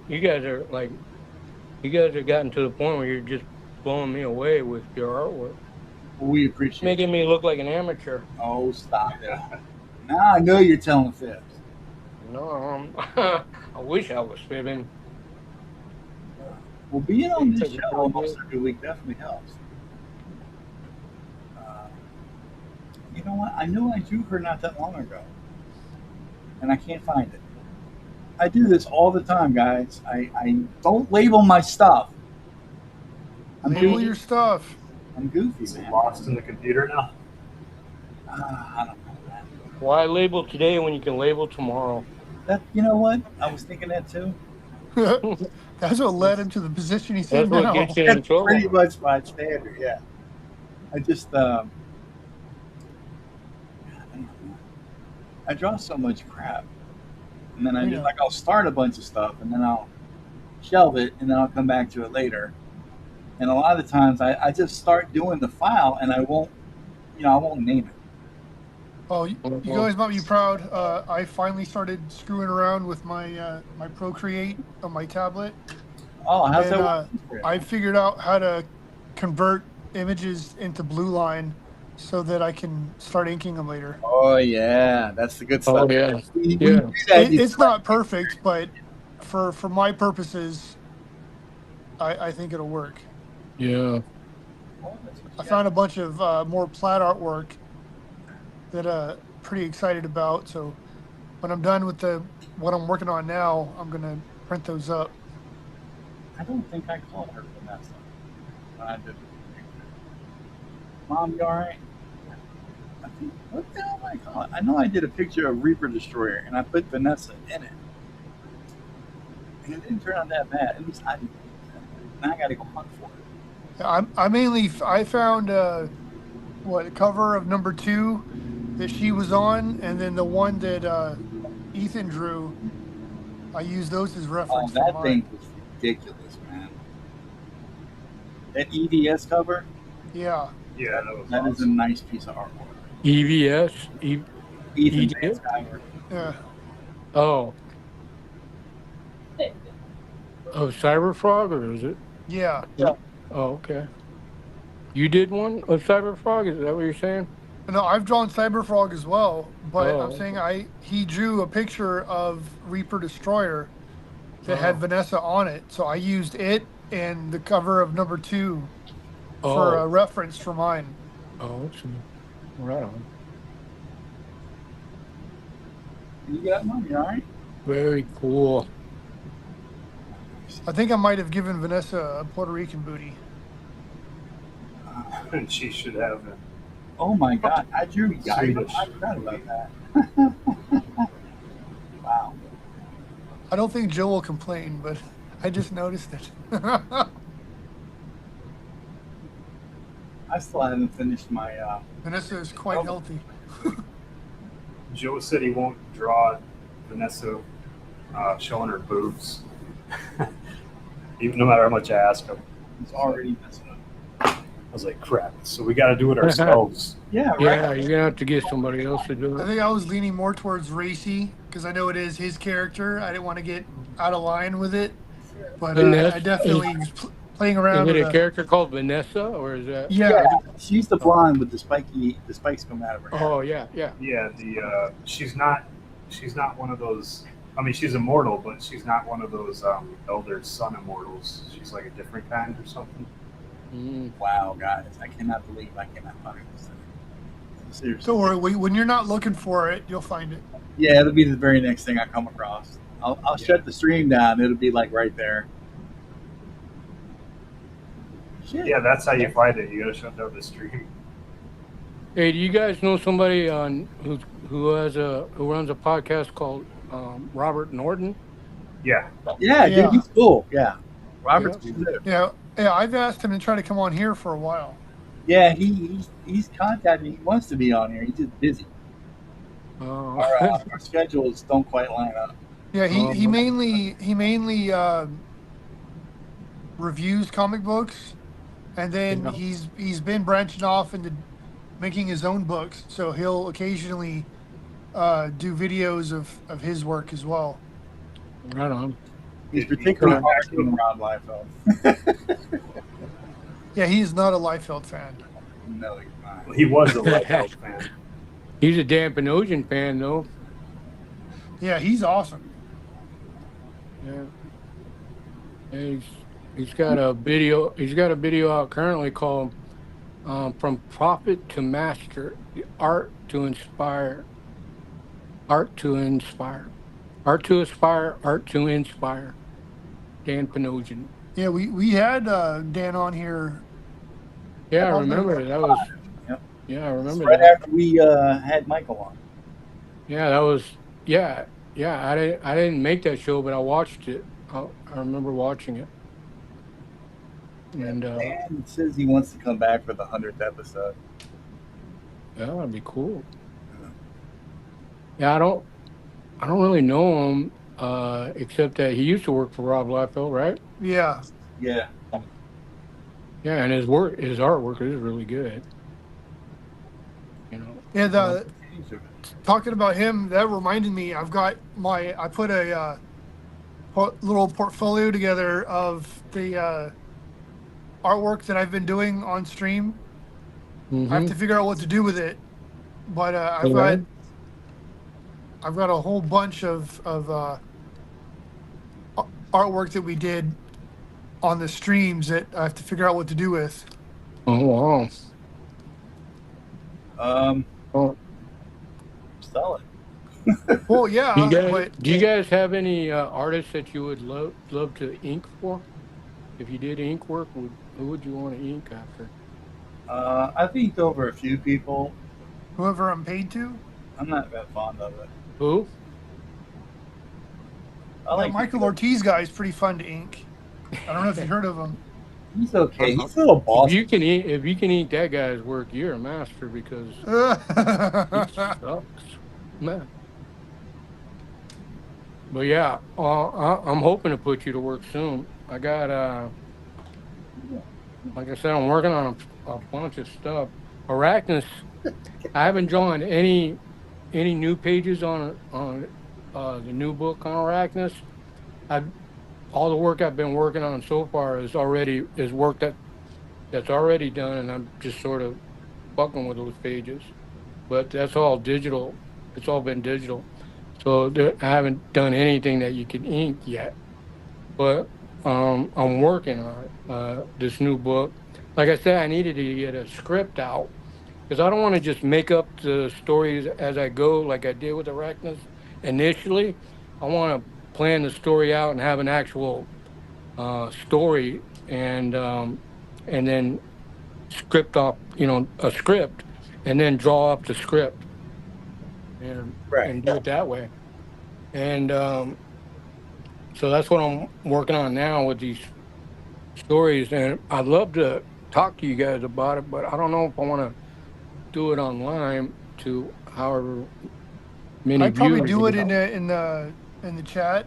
Yeah, we can set up a dark whoever stream. you want to talk to individually.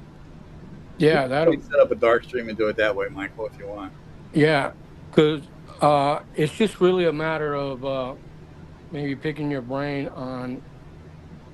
Once I get it, what I'm actually working on is an outline and a synopsis, and then I want to, go from there to get somebody to these other stories, not the stories I'm working on, but these other stories. I got a synopsis and an outline, and then I want to find some writers.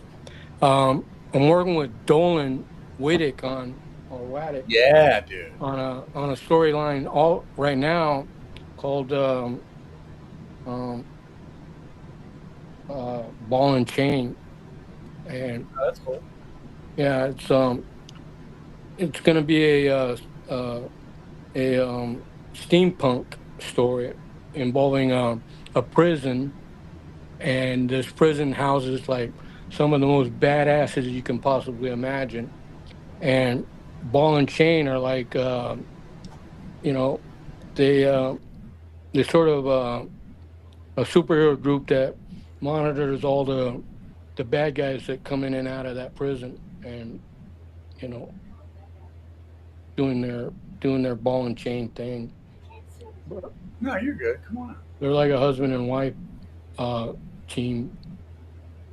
But it's called Ball and Chain, and I think it's gonna depend. Hopefully, if it comes out good, the script, then I'm gonna get a penciler and an inker, and I know a guy that can do both. Yeah, I do too. Yeah. Yeah, well, it's got to be somebody that likes to draw cyberpunk or steampunk, and can do like, steampunk armor and kind of like machinery involving steam, propulsion and stuff like that. What was that Joe Benitez book that was steampunk? I don't know. I can't remember the name. I know you're talking about though. Yeah, I have a picture of it in my head, but Mechanica, Lady Mechanica. Lady Mechanica. Yeah, that's it. Was that Joe Benitez, or is that a girl? No, that's a Joe that's a Benitez. girl's He car. did Girls. Weapon Zero for Image, and he did a lot of his own stuff as well after that. Yeah, no, he's really But good. I know like his Lady book. Mechanica is probably one of his more recent things that he's done. Let's see if I can- Wasn't the artist for Lady Machina a female, a girl? I think No, there it's Joe Benitez. As far as I know, Joe Benitez was the only one. Yeah, it's Lady just Mechanica? creation and everything. Yeah. Wow, Hang on I'll a have to second. check that out. But yeah, I like the steampunk kind of genre. It's a subgenre, but I like it, and I like another story I'm working on is a cyberpunk story. It's more futuristic, involving these high-tech machines, fast movers, and I'll get into that too on the down low. There you go, Michael. Yeah, I'll That's let the you know cover that. of Volume 1. That's Lady Mechanica by Joe. Oh.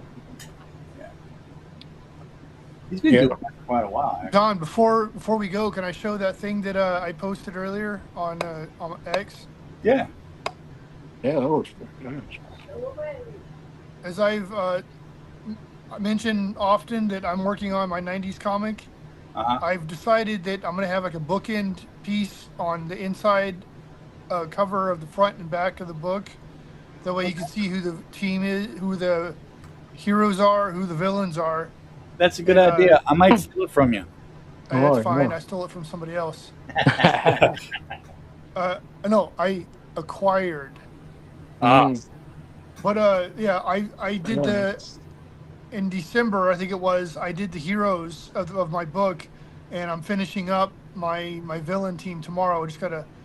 I've spotted all my blacks. I just need to render the details tomorrow, and pretty excited about it. Cool. Yeah. Man, At that the very looks really least, with good. this, my idea Oh. is you can see who each person is. You're not necessarily going to get like a bio on them, but you'll at least know, hey, that's Killspree, that's Deathmire, it's Killzone, Menagerie, whoever. That way, when you open the book up, hopefully you should be able to recognize them. And those are your characters? Yeah, these are the villains in my book. Oh, That's I cool. thought they looked bad.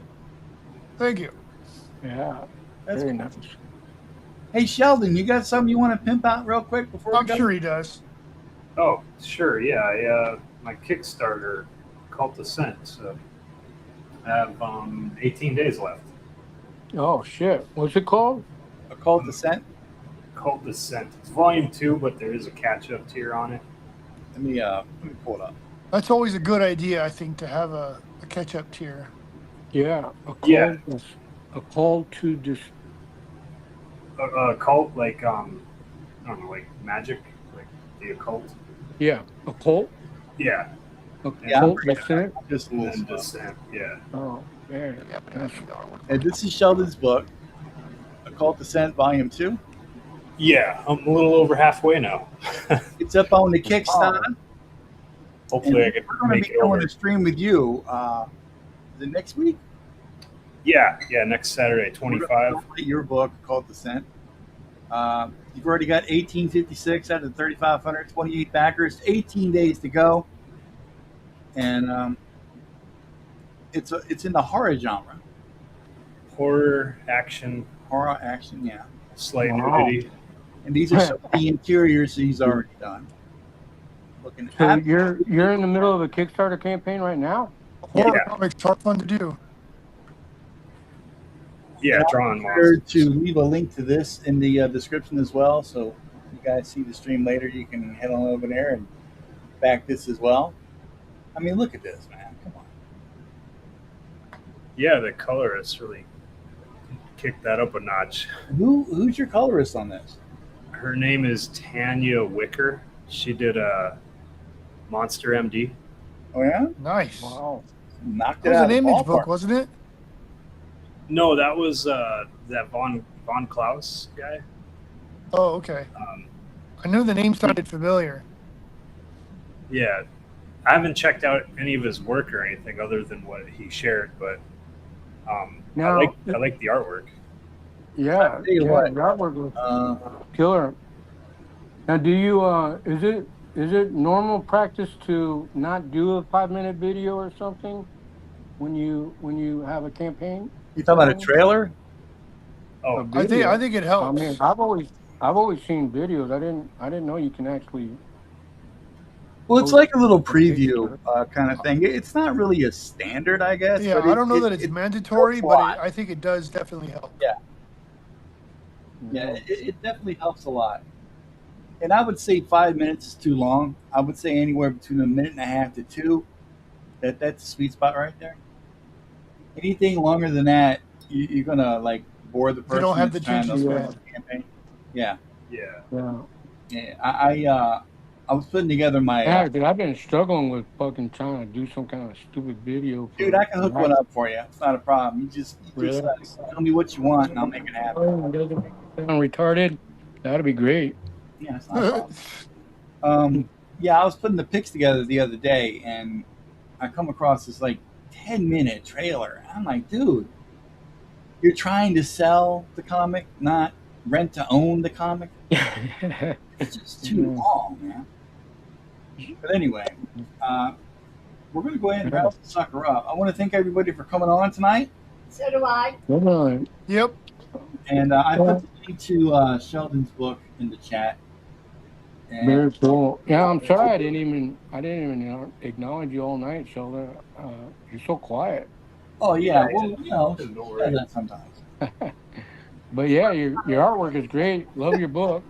I hope you great success with that. It looks wicked. I couldn't find what I wanted to show you guys. So this is the latest character sheet that I've been working on for a mega mission. Oh man, that looks badass, This dude. is Solar What is- Star. Solar Star. Thanks a lot, Mike. I appreciate that. Yeah, this is him getting all juiced up. Yeah, Looks like a I like fun that, book to man. draw. That looks. He looks like your cyber shock video character. Oh, I haven't even done the one for Cybershot yet. You're all gonna freak out when you see that. Yeah. Well, the one you did do, I thought that was really badass. I like the visor you got on it.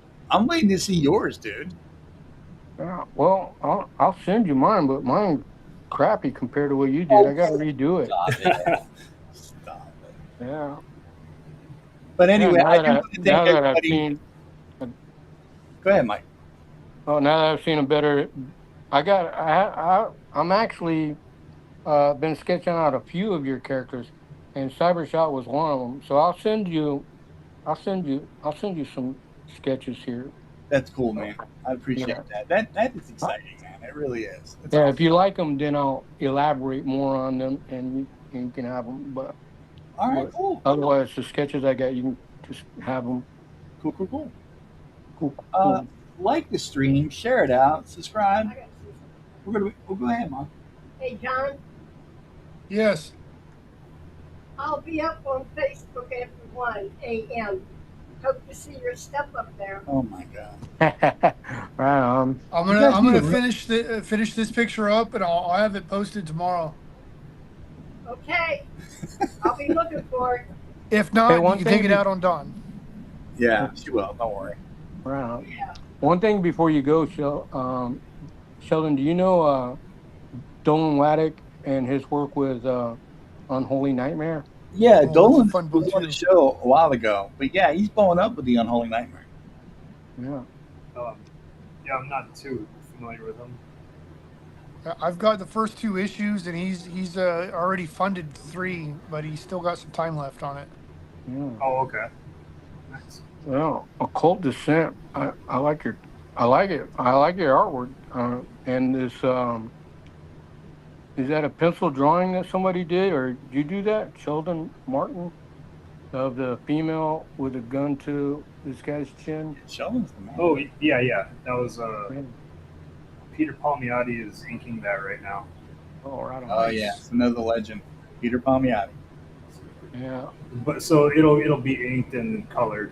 It's just I didn't have anything to show for that cover. But yeah, I did the pencils on it. Very cool. Nice work. So next week we're going to have Sheldon Martin on. You may have heard of him. Eh, We'll be talking all we'll be about nice to him if consent we have to. and helping him get a little bit more funding his way. If he doesn't already get it before then, you never know, man. Crazy. Yeah, you never know. Very cool. The word is out there on the street, man. You just don't know. Mm. So okay, any other final words anybody got before we kick out of here? Don't eat Mm. yellow snow. Yeah, don't eat the yellows. Are you doing any streaming throughout the week, or is it just on Saturdays only? I'm trying to get back to doing some draw streams, but the way the heat's been lately, I try not to tax my bandwidth and all that other kind of stuff. Yeah. Right on. Because our air conditioner ain't the greatest. It does get a little warm in the house, and I have to kind of watch how I do everything. But yeah, I'm doing what I can, but mainly Saturday. Yeah, mainly Saturday. Cool. And again, apologies for the late start, everybody. We were dealing with some storms in the area. That's why we were an hour late. But usually it's 8 p.m. to whenever. All right. Well, thanks again for watching. Like, subscribe, and we will see you guys next week. Good night, guys. Good night. Bye. Good night, Mama Donna. Each other. Very cool. All right. Well, I'll see you guys next week. I'll contact you soon.